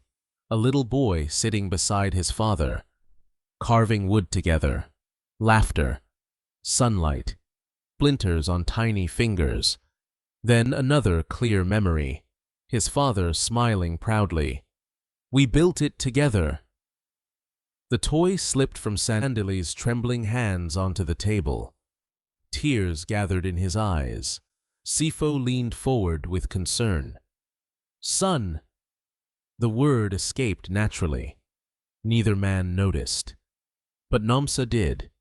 She stared at Sandile, then at Sifo. Something deep inside her began to awaken, a feeling she had buried beneath 23 years of grief. For the first time, she looked into Sandile's eyes not as a kind stranger, but as a mother searching for something she had never stopped believing was still alive. Nomsa could not explain what had changed. Sandile was still sitting across the table, holding a cup of tea with both hands, smiling politely, as Sifo described how the church volunteers repaired broken furniture for struggling families. Nothing about the conversation was unusual, yet everything felt different. She watched the young billionaire's eyes, his smile, the way he tilted his head while listening, even the quiet habit of rubbing his thumb against the edge of the teacup. A forgotten memory surfaced. Her little boy had done exactly the same thing whenever he was nervous. She immediately pushed the thought away. No, it couldn't be. Hope had hurt her too many times. For 23 years she had imagined seeing Sandile in crowds on buses inside shopping centers, even in newspaper photographs. Every time she had been wrong. She refused to let her heart deceive her again. Sandile looked toward her. "Is everything all right?" Nomsa smiled gently. "Yes, I was just remembering someone. Someone special. My son." The room became quiet. Sifo lowered his eyes. Sandile hesitated before speaking. "I'm sorry." Nomsa shook her head. "Don't be. I've learned that love doesn't disappear simply because someone is missing." Sandile absorbed the words carefully. "They're lucky to have had a mother who thinks that way." She smiled sadly. "I only hope he knew." After leaving the church shelter, Sandile remained unusually quiet during the drive back to the city. Lerato glanced at him several times. "You've hardly spoken." "I'm thinking." "About them?" "Yes." "What is it?" Sandile looked through the passenger window. "When I sit with them, it feels effortless. I don't have to pretend. I don't have to impress anyone. I just—" He searched unsuccessfully for the right word. "Feel peaceful." Lerato smiled. "Perhaps that's why you keep going back." "Maybe." But deep inside, Sandile knew it was more than peace. It felt like belonging. Meanwhile, Jacob and Thabo continued examining financial records connected to Themba Mokoena. By noon, they had identified dozens of companies linked through complicated ownership structures. Most had been created shortly after the Dlamini family's collapse. Jacob circled several names on a whiteboard. These shell companies all purchased assets below market value. Whose assets? Debts, land, vehicles, businesses. Thabo frowned. "And every transaction leads back here." He pointed toward one company, Ubuntu Strategic Holdings. Jacob nodded. "Owned secretly by Themba." "What about Kaya?" Jacob opened another folder. "Indirectly connected." "How?" "He financed several acquisitions." Thabo leaned back. "So, Kaya benefited." "It appears so. But benefiting doesn't necessarily mean he planned everything." Jacob agreed.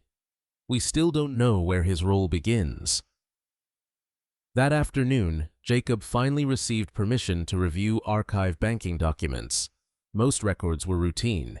One transfer immediately caught his attention. 23 years earlier. 5 million rand. Transferred from Mokoena Holdings to a private consulting account. The recipient's name had been partially redacted. Only 3 letters remained visible. Ovu. Jacob stared at the screen. Ndlovu. He whispered the name aloud. Could it be Judge Elias and Lovu? At the time, Elias had not yet become a judge. He had been a rising government legal advisor with access to administrative approvals. Jacob immediately requested additional files. Most had been sealed. Again, someone had buried nearly every important document. Across Johannesburg, Kaya sat alone inside his study. For the first time in years, he opened an old wooden box hidden inside a locked cabinet.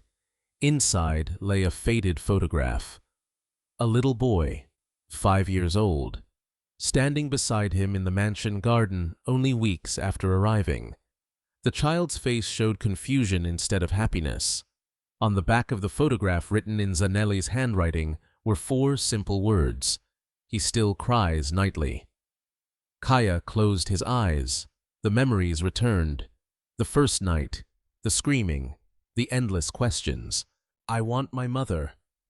Where's Baba? When are we going home?"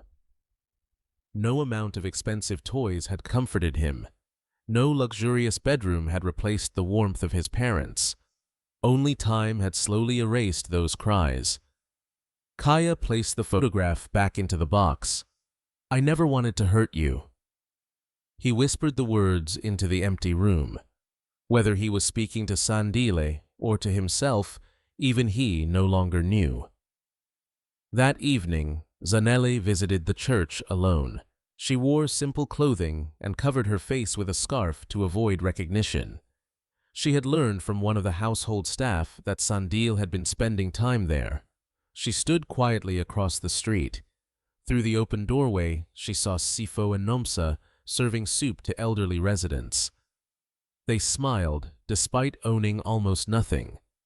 Nomsa gently adjusted an old man's blanket.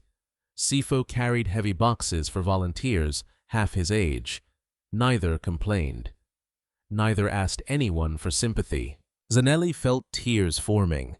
She had imagined many versions of Sandile's biological parents over the years. Angry, irresponsible, careless. Instead, she found 2 gentle people giving away the little strength they still possessed. She whispered to herself, "We stole him from good people." The realization shattered the final excuse she had carried for more than 2 decades. She quietly left before anyone noticed her. The following morning, Sandile received another call from Jacob. "I've found someone else." "Who?" "The former driver." "What driver?" "Themba Mokwena's personal driver." "Is he willing to talk?" "He refused at first." "What changed?" "I mentioned the Dlamini family." He started crying. Sandile stood immediately. "When can we meet him?" "This afternoon." The meeting took place inside a small farmhouse nearly 2 hours outside Johannesburg. The former driver, Moses Radebe, was now 71 years old. He appeared nervous from the moment Sandile entered. Jacob introduced everyone before taking a seat. No recording devices. Moses spoke quietly. "I've lived with this for years." Sandile leaned forward. "What happened?" Moses looked directly into Sandile's face. For several seconds he simply stared. Finally he whispered, "You have his eyes." Sandile frowned. "Whose?" "Sifo's." The room became completely silent. Moses swallowed hard. "I drove Mr. Mokwena everywhere. I heard conversations I was never supposed to hear." "What conversations?" "About a child." Sandile's heartbeat accelerated. "What child?" "You." Jacob remained perfectly still. "What did you hear?" Moses closed his eyes. "I never saw everything. But I heard enough. Mr. Mokwena kept saying, 'Once the boy is gone, the father will lose everything.'" Sandile felt the air leave his lungs. "What else?" "He said the transport company couldn't be taken while the family remained strong. So, they destroyed the family first." No one spoke. The words were almost unbearable. After a long silence, Sandile finally managed to ask, "Did Kyankosi know?" Moses lowered his head. "I saw them together. Many times. Were they partners? I don't know, but they met before the fire. And after." Jacob asked carefully, "Can you prove any of this?"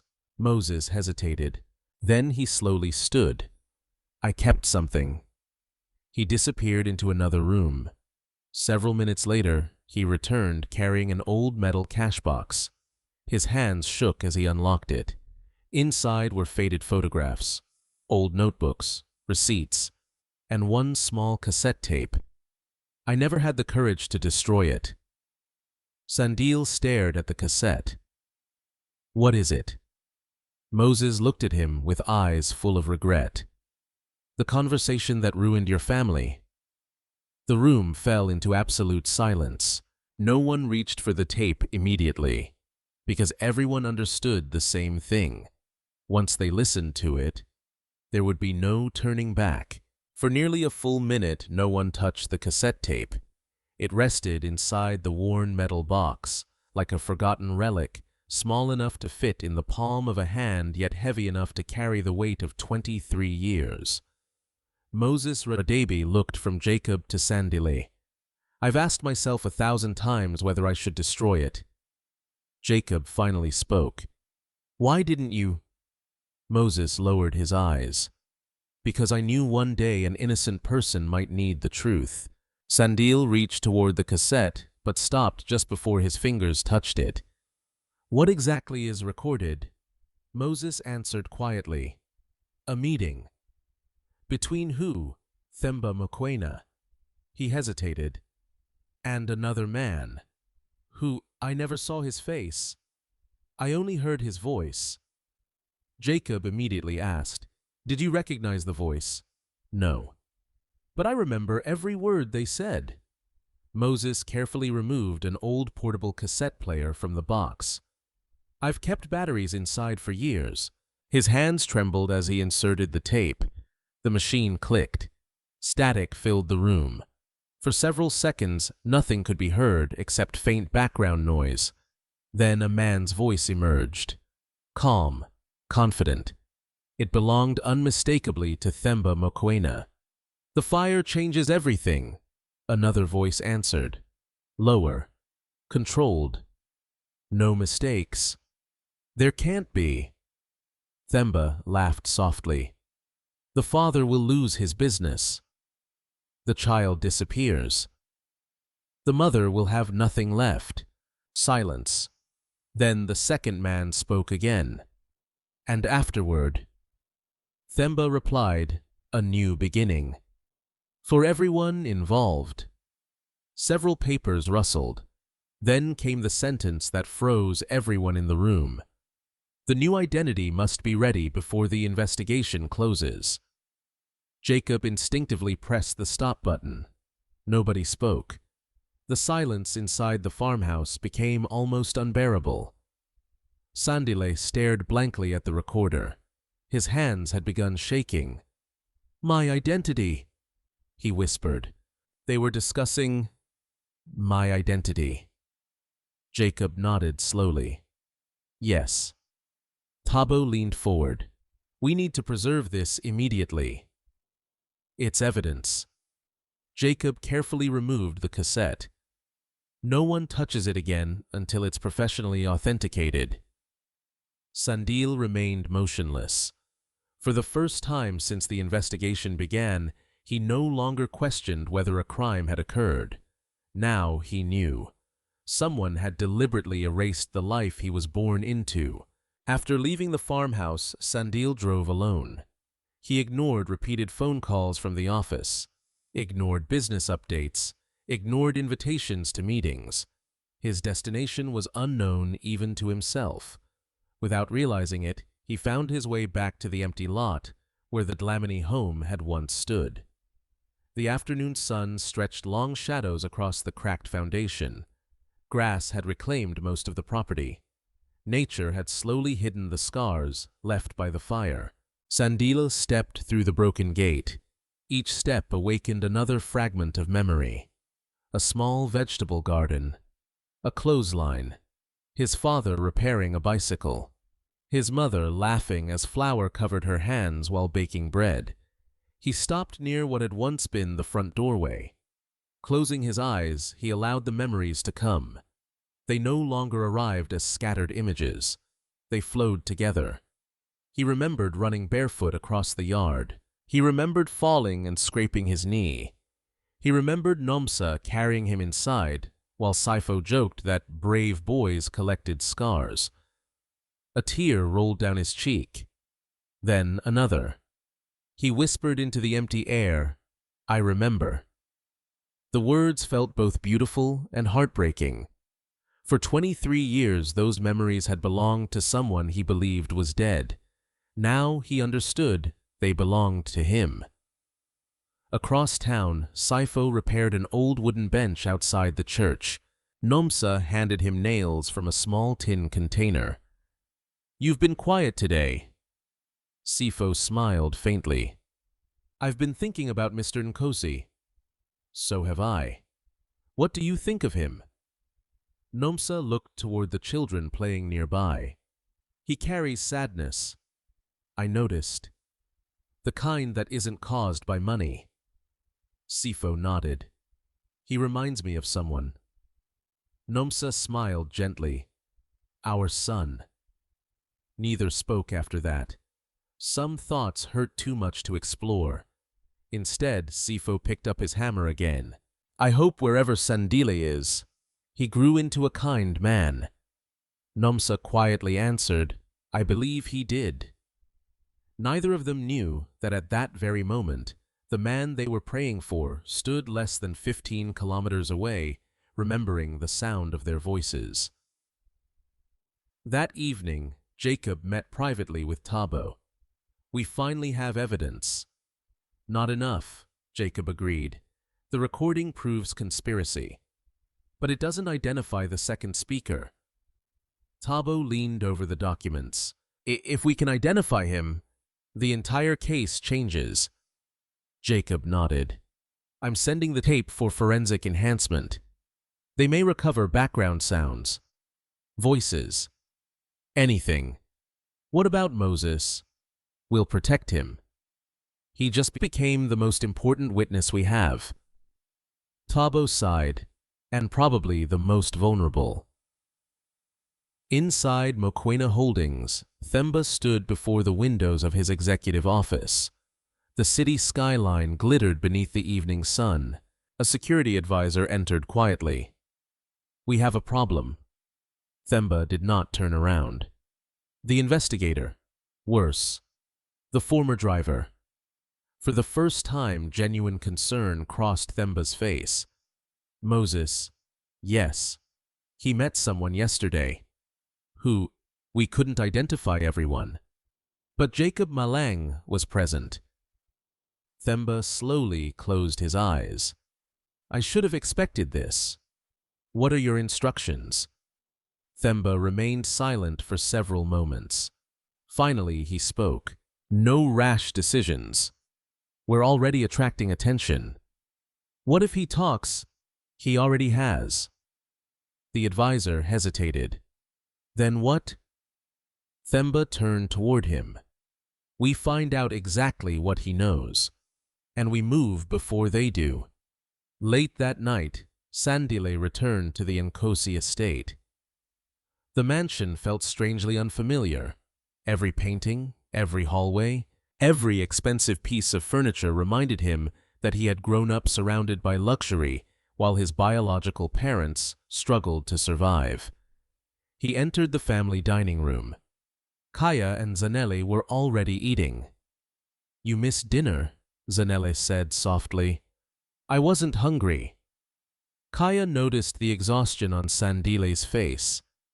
"Is something wrong?" Sandile looked at both of them for a long moment. Then he quietly asked, "When you adopted me?" "Did you ever meet my parents?" The question struck the room like thunder. Neither Kaya nor Zanele answered immediately. Finally, Kaya spoke. "No. They had already passed away." Sandile continued watching him. Every instinct told him something was wrong, not with the words, with the hesitation before them. He nodded slowly. I understand. He turned and walked away without another sentence. Only after he disappeared upstairs did Zanelli begin crying. Kaya reached toward her. She pulled away. I can't keep lying. We have no choice. There is always a choice. If Sandile discovers everything from someone else, he'll never forgive us.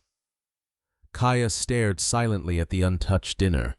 Deep inside, he knew she was right. The truth was moving toward them faster than they could stop it. And somewhere beyond their control, 23 years of carefully protected lies were beginning to collapse. Sandile did not sleep. He remained standing beside the bedroom window until dawn, watching the first light spread across Johannesburg. Below him stretched the city he had helped transform through investments, charities, and business expansion. For years, he had believed he understood every chapter of his life. Now, he questioned the first 5 years. Everything after that suddenly felt built upon a foundation he had never chosen. A gentle knock interrupted his thoughts. Come in. Zanelli stepped into the room carrying a breakfast tray. You didn't come downstairs. I'm not hungry. She set the tray on a nearby table anyway. You should eat something. Sandile looked at her carefully. She appeared exhausted. Dark circles surrounded her eyes, and she seemed older than she had only a week before. You haven't been sleeping either. She forced a smile. Neither have you. Silence settled between them. Finally, Sandile spoke. Mother, the word caught in his throat. Can I ask you something honestly? You can ask me anything. If I discovered something about my past, would you want me to know the truth? Zanelli's fingers tightened around the edge of the tray. The truth is important, even when it hurts. She closed her eyes briefly. Especially then. Sandile searched her face. I feel like everyone around me knows something I don't. Zanelli's lips trembled. For one terrifying moment, she nearly confessed everything. Instead, she whispered, I never wanted you to suffer. Sandile frowned. What do you mean? She immediately looked away. I mean, every parent wants to protect their child. Sandile nodded slowly. I suppose that's true. She left the room moments later, closing the door behind her. As soon as she reached the hallway, tears streamed down her face. She realized she could no longer separate the lies from the love. Both had lived together inside her heart for 23 years. Across town, Jacob arrived at the forensic laboratory. The cassette tape had been undergoing audio enhancement overnight. The technician greeted him immediately. We recovered more than expected. Jacob's eyes narrowed. How much more? The technician placed headphones on the desk. We removed most of the background interference. He pressed play. The familiar conversation began again. Themba's voice. The unknown man's responses. Then, after several seconds of silence, another sound emerged. A telephone rang. Someone answered.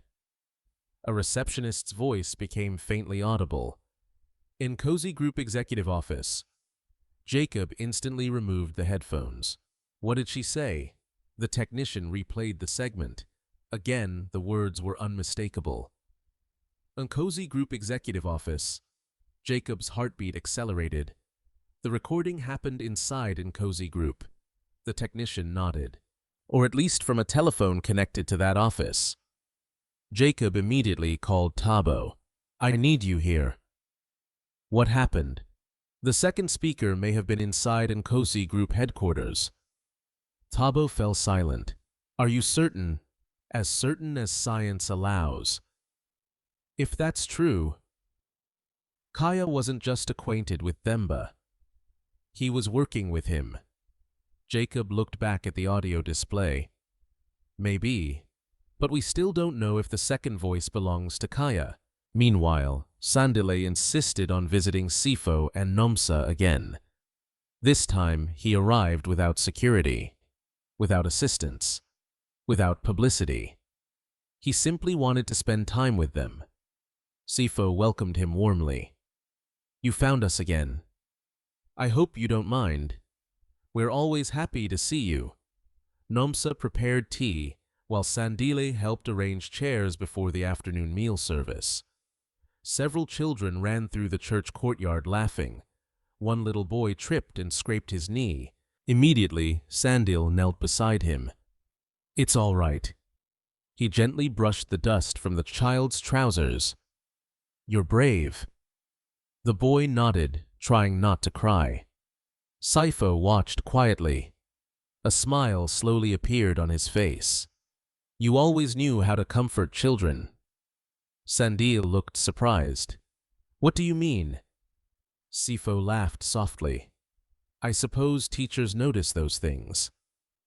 Sandile smiled politely, but something inside him stirred again. The gesture had felt completely natural, as though he had done it countless times before. Later, while helping stack donated food boxes, Sandile noticed an old family Bible resting on a nearby shelf. Nomsa saw him looking. "It has traveled everywhere with us. It's beautiful. It belonged to my mother." She opened it carefully. Pressed between two pages was a faded photograph. Sandile's breath caught. A smiling couple. And between them, a little boy, about 5 years old. The image was worn and slightly faded. The child's face was partially damaged where the photograph had folded years earlier. Still, something about it pulled at him. Nomsa noticed his expression. "Our son." She smiled sadly. "It was taken only a few months before." Her voice faded. Sandile stared at the picture. His vision blurred. Suddenly, another memory burst into his mind. The same camera, his father laughing, his mother straightening his shirt before the photograph was taken. He grabbed the edge of the table to steady himself. "Mr. Nkosi." Nomsa stepped forward. "Are you all right?" Sandile nodded weakly. I think." He looked again at the photograph. "My head hurts." Sifo gently guided him toward a chair. "Sit." Sandile closed his eyes. The memories came faster than ever. His mother's perfume, his father's laughter, the family photograph, the exact afternoon sunlight. When he opened his eyes again, tears filled them. He quickly wiped them away. "I'm sorry." "You don't need to apologize," Nomsa said softly. "I don't know why this keeps happening." Neither did she, but her heart was beginning to understand before her mind dared believe. At that same moment, Jacob received another phone call. It was Patrick from Home Affairs. His voice sounded frightened. "You were right." "What happened?" "Someone accessed the duplicate birth records this morning." Jacob froze. "Who?" "I don't know. But after they viewed the files, they were permanently deleted." Jacob's face hardened. "Can they be recovered?" "I've backed up copies." "But officially, those records no longer exist." Jacob ended the call immediately. Someone was cleaning up evidence. That meant only one thing. The people responsible knew the investigation was getting dangerously close. Inside Mokoena Holdings, Themba stood beside a conference table reviewing a folder handed to him by his security advisor. The duplicate records? Gone. The audio recording? We're still searching. The investigator, Afafira? Still active. Themba closed the folder calmly. Then we changed strategy. What do you have in mind? Themba walked toward the window overlooking the city. For 23 years, everyone has believed one story. If that story collapses, we give them another. The advisor frowned. You mean A new lie. Themba smiled faintly. People rarely reject the first believable explanation they hear. That evening, Jacob rushed to Sandile's office, carrying the recovered backup files. "We're running out of time." "What happened?" "They've started destroying evidence." Sandile stood immediately. "So they know." "Yes." Jacob placed the backup records on the desk. "They're covering their tracks." Sandile looked directly into Jacob's eyes. "Then we stop reacting." "What do you suggest?" Sandile's voice became calm. "For 23 years they've controlled every move. Now, we make the next move." He picked up his phone. "I want to meet Kaya." "Alone?" Jacob looked concerned. "Without telling him what we know." Sandile nodded. "I've asked everyone else questions. It's time." "I hear his answers." The meeting was arranged for the following evening. Sandile did not tell Kaya why he wanted to speak privately. He simply asked him to meet at the old guest pavilion overlooking the gardens of the Nkosi estate, a quiet place where they had shared many conversations throughout the years. Jacob strongly objected. "I don't like this." Sandile adjusted the cuffs of his jacket. "I know. We should be there." "No. If Kaya believes this is an interrogation, he'll prepare answers. And if he already suspects something, then he'll be even more careful." Jacob folded his arms. "You could be walking into another lie." Sandile gave a tired smile. "I've been living inside one for 23 years. I need to hear it from him." Seeing that his mind was made up, Jacob handed him a small digital recorder. "Keep this in your pocket." Sandile looked at it. "You expect a confession?" "I expect the unexpected." After a brief hesitation, Sandile slipped the recorder into the inside pocket of his jacket. Across town, Saifo and Nomsa spent the afternoon serving meals at the church shelter. Businessmen, construction workers, elderly widows, and homeless teenagers all sat together around long wooden tables. Sifo poured soup into bowls while Nomsa handed out fresh bread. A young volunteer smiled. "You two never miss a day." Sifo chuckled. "When people once helped you survive, you learn to help others survive too." The volunteer nodded. "You've taught us more than anyone here." Nomsa smiled warmly. "We're only doing what anyone should do." As the afternoon ended, the pastor approached them.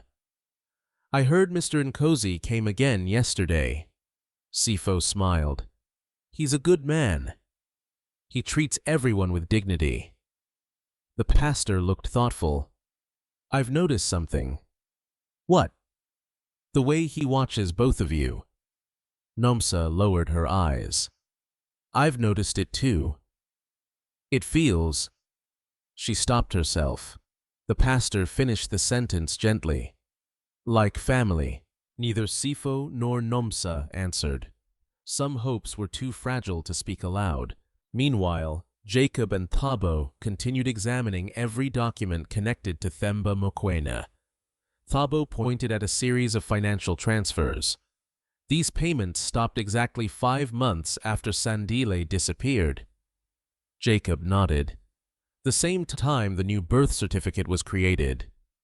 Coincidence? "I don't believe so." Thabo leaned closer. "What if Kaya wasn't the mastermind?" Jacob looked up. "You think he was manipulated?" "I'm saying we still don't know who benefited most." Jacob considered the possibility. Themba gained Saifo's business. Kaya gained a son. Someone else may have gained political influence. Thabo sighed. "We're still missing one piece. The motive." As sunset approached, Kaya walked slowly toward the garden pavilion. He found Sandile already waiting. The younger man stood beside the railing overlooking the estate. For several moments, neither spoke. Finally, Kaya smiled. "You used to love this place." I remember. Sandile nodded. I used to think all my happiest memories began here. Kaya joined him at the railing. You were only a little boy. I tried my best. I know. Sandile looked toward the distant hills. Did you? Kaya frowned. What do you mean? I mean, did you really do your best? The question lingered between them. Kaya answered carefully. I gave you everything I could. A home. An education. A future. You did. Sandile nodded slowly. I'm grateful for all of that. Kaya relaxed slightly. But gratitude, Sandile continued quietly, isn't the same as truth. Kaya's expression changed. What truth? Sandile reached into his pocket and placed 2 photocopies on the table, the duplicate birth records. Kaya stared at them. His face lost all color. For several seconds he said nothing. Then he whispered, Where did you get these? So they're real. Kaya closed his eyes. I asked you a question. Sandile's voice remained calm. So did I. Silence filled the pavilion. The evening breeze rustled through the trees. Birds called in the distance. Finally, Kaya spoke. I never intended for you to find those. Sandile felt his heartbeat quicken. So you knew. Kaya lowered his head. Yes. The single word struck harder than any shouted confession. Sandile struggled to remain composed. Who am I? Kaya looked at him with genuine sorrow. You are my son. No. Sandile shook his head. I asked who I was. Kaya's shoulders slumped. You were born. He stopped, unable to continue. Sandile stepped closer. My parents. Were they alive? Kaya remained silent. Were they? Yes. The answer shattered the final illusion. Sandile staggered backward. You told me they died. I know. You let me believe that for 23 years. I know. You watched me mourn people who were alive. I know. Each answer grew quieter, each one heavier. Sandile's voice cracked. Why? Kaya looked toward the fading sunset. I never wanted to steal you. Then why did you? I believed. He struggled to continue. I believed I was saving you. Saving me from what? Kaya hesitated.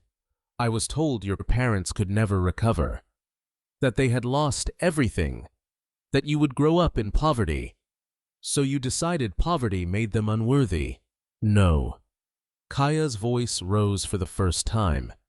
I never believed that. Then what did you believe? I believed. His eyes filled with tears. That I could give you opportunities they never could.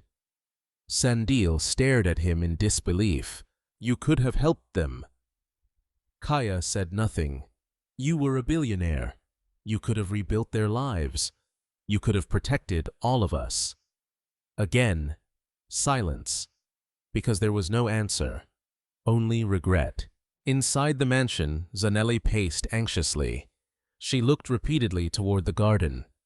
I can't let this continue. She grabbed her car keys. The housekeeper looked surprised. Madam, I have to stop them. She hurried outside. Back at the pavilion, Sandile took a slow breath. One more question. Kaya looked up. Did you plan it? The older man's eyes widened. What? The fire. The kidnapping. The new identity. Were you part of it from the beginning? Kahaya immediately shook his head. No. I swear. I never planned the fire. I never asked anyone to hurt your parents. Then who did? Kaya closed his eyes. Themba. Sandile's breathing stopped.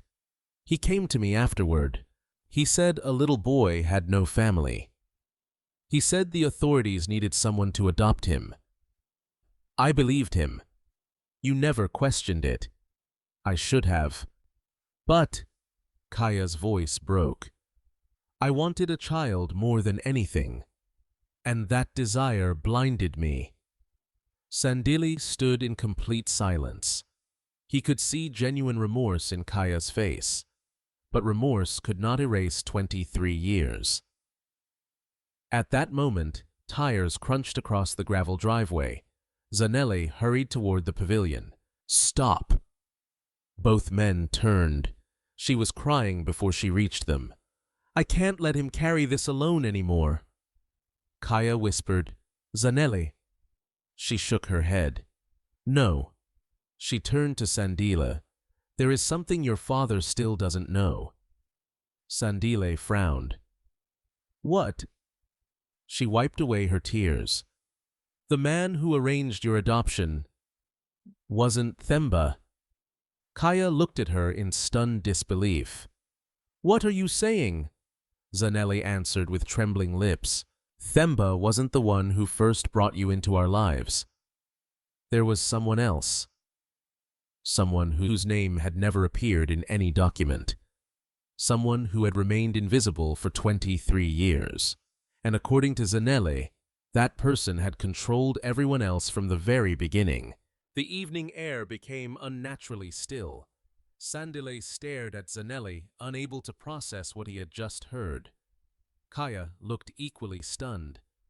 What are you talking about? He asked. Sandile wiped the tears from her cheeks, struggling to steady her breathing. For 23 years I kept telling myself that silence was protecting everyone. She looked directly at Sandile. It wasn't. It was protecting the guilty. Sandile spoke quietly. Who was it? She hesitated. Tell me. Another long silence passed before she finally answered. It was Advocate Elias Ndlovu. Jacob had mentioned the name before, the legal advisor who later became one of the country's most respected judges. Sandile's eyes narrowed. The future judge. Sandile nodded slowly. At the time, he wasn't a judge. He was a senior legal advisor with powerful political connections. He came to our house 3 days after the fire. Kaya stared at her. You never told me that. You never asked. Kaya shook his head in disbelief. I thought Themba brought the adoption proposal. No. He arrived later. Elias came first. Sandile remained completely still. What did he say? Sandile closed her eyes. He told us there had been a terrible tragedy. He said a little boy had lost his parents. He said the authorities wanted to keep the matter confidential because organized criminals were involved. Kaya interrupted. That's exactly what he told me. Sandile nodded. He said the child would disappear into the foster system unless a stable family adopted him immediately. Sandile asked, and you believed him? I wanted to. Her answer was painfully honest. We had tried for years to have children. We had suffered miscarriages. We had exhausted every medical option. When Elias told us there was a frightened little boy who needed parents, she began crying again. I wanted his story to be true. Kaya lowered his head. So did I. Sandile listened without speaking. For the first time he realized that the people who had raised him had not acted out of simple cruelty. They had acted out of desperation. But desperation had still destroyed innocent lives. That truth changed nothing. And yet, it changed everything. At that very moment, Jacob and Thabo arrived outside the estate. They had received Sandile's location through the recorder's emergency signal after the conversation became unusually emotional. Jacob hurried toward the pavilion. When he entered, he immediately sensed something had changed. No one was arguing. Everyone looked exhausted. Sandile turned toward him. She told us. Jacob looked at Sandile. What exactly? Elias and Lovu. Jacob froze. You have proof?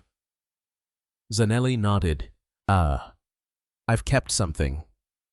Kaya looked surprised. What? She took a deep breath. I never destroyed the letter. What letter? The one Elias gave us before the adoption. She looked at Kaya. I couldn't. Every time I tried, I felt like I was burning the only reminder that something about this wasn't right. Sandile stepped closer. Where is it? In the old cedar chest. Inside our bedroom. Jacob immediately said, Don't touch anything. We'll collect it properly. If it's authentic, it could connect everyone. Less than 30 minutes later, the cedar chest stood open inside the Nkosi mansion.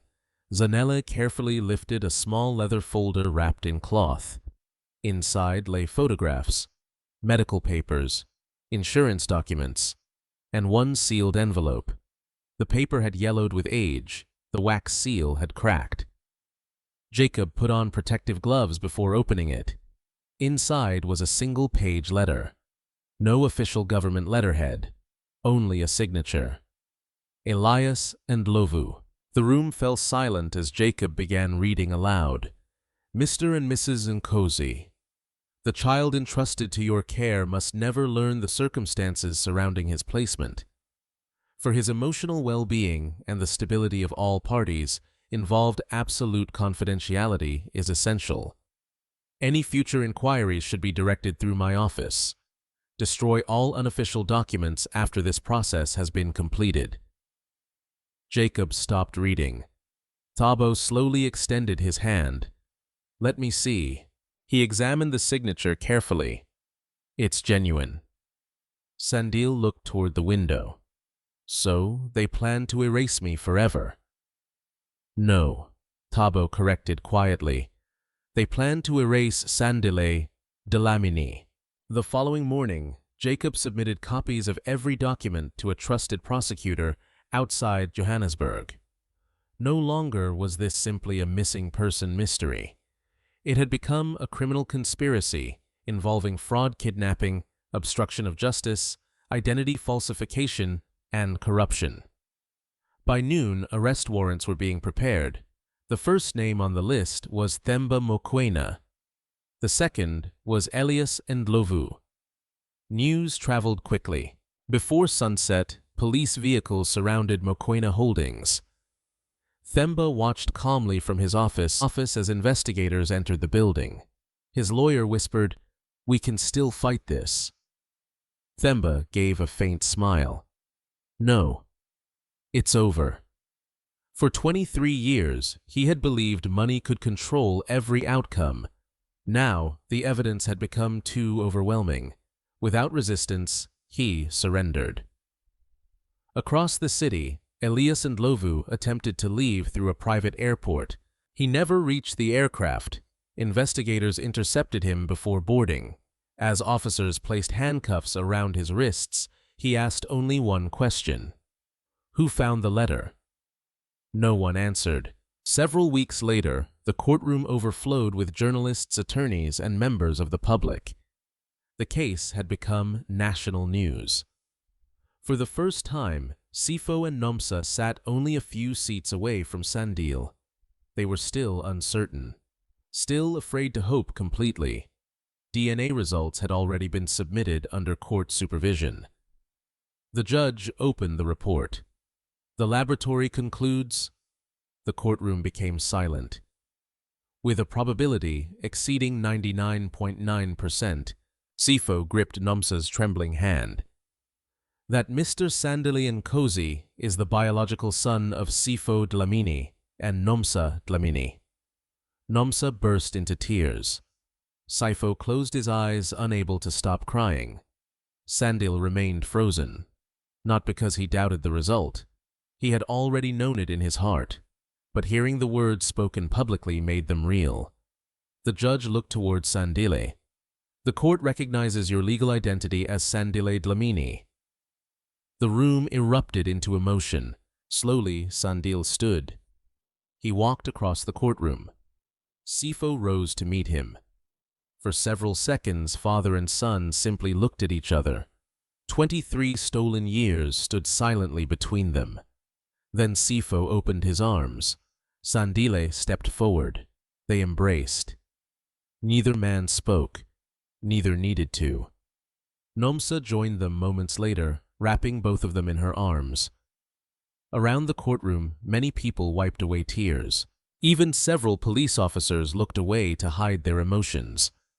Across the room, Kaya and Sandile watched quietly. They knew this embrace did not erase the years they had shared with Sandile, nor did it erase the years they had stolen from Sifo and Nomsa. When the hearing ended, Sandile walked toward them. Kaya lowered his head. "I don't deserve forgiveness."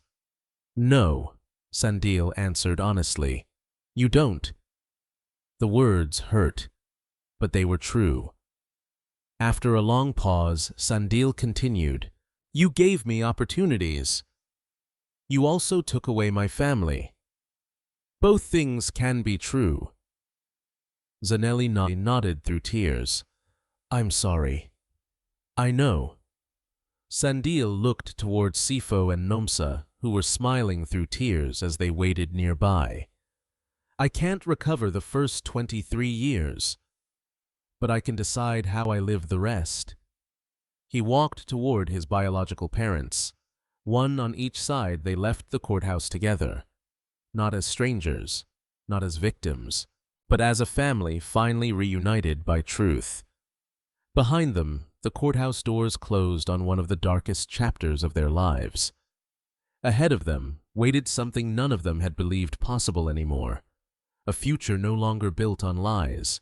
Every life is shaped by choices, but the truth has a remarkable way of surviving even the darkest lies. This story reminds us that wealth can build magnificent homes, but it can never replace the love of parents who sacrifice everything for their child. Time may separate families, injustice may seem to win, and powerful people may believe they can rewrite another person's identity, yet genuine love never disappears. It waits patiently, holding on to hope when logic says to give up. Sifo and Nomsa never stopped believing their son was alive, even when the world insisted otherwise. Their faith, kindness, and refusal to let bitterness consume their hearts became the light that eventually led Sandile back home. At the same time, this journey teaches us that good intentions can never justify taking away someone else's truth. Love without honesty eventually becomes another form of pain. Forgiveness does not erase the past, and justice cannot return the years that were stolen, but both are necessary if healing is ever to begin. Real strength is not found in revenge, but in having the courage to face the truth, accept responsibility, and choose compassion over hatred. The past may explain our actions, but it should never excuse them. Perhaps the greatest lesson of all is that our identity is not defined by money status or the name written on a document. It is shaped by the values we carry, the people who genuinely love us, and the choices we make when life gives us the opportunity to do what is right. No matter how long the journey or how painful the road, truth has the power to restore what lies tried to destroy.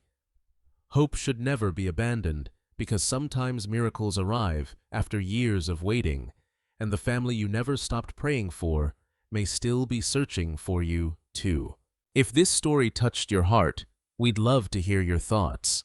What lesson impacted you the most, and what would you have done if you were in Sandile's place?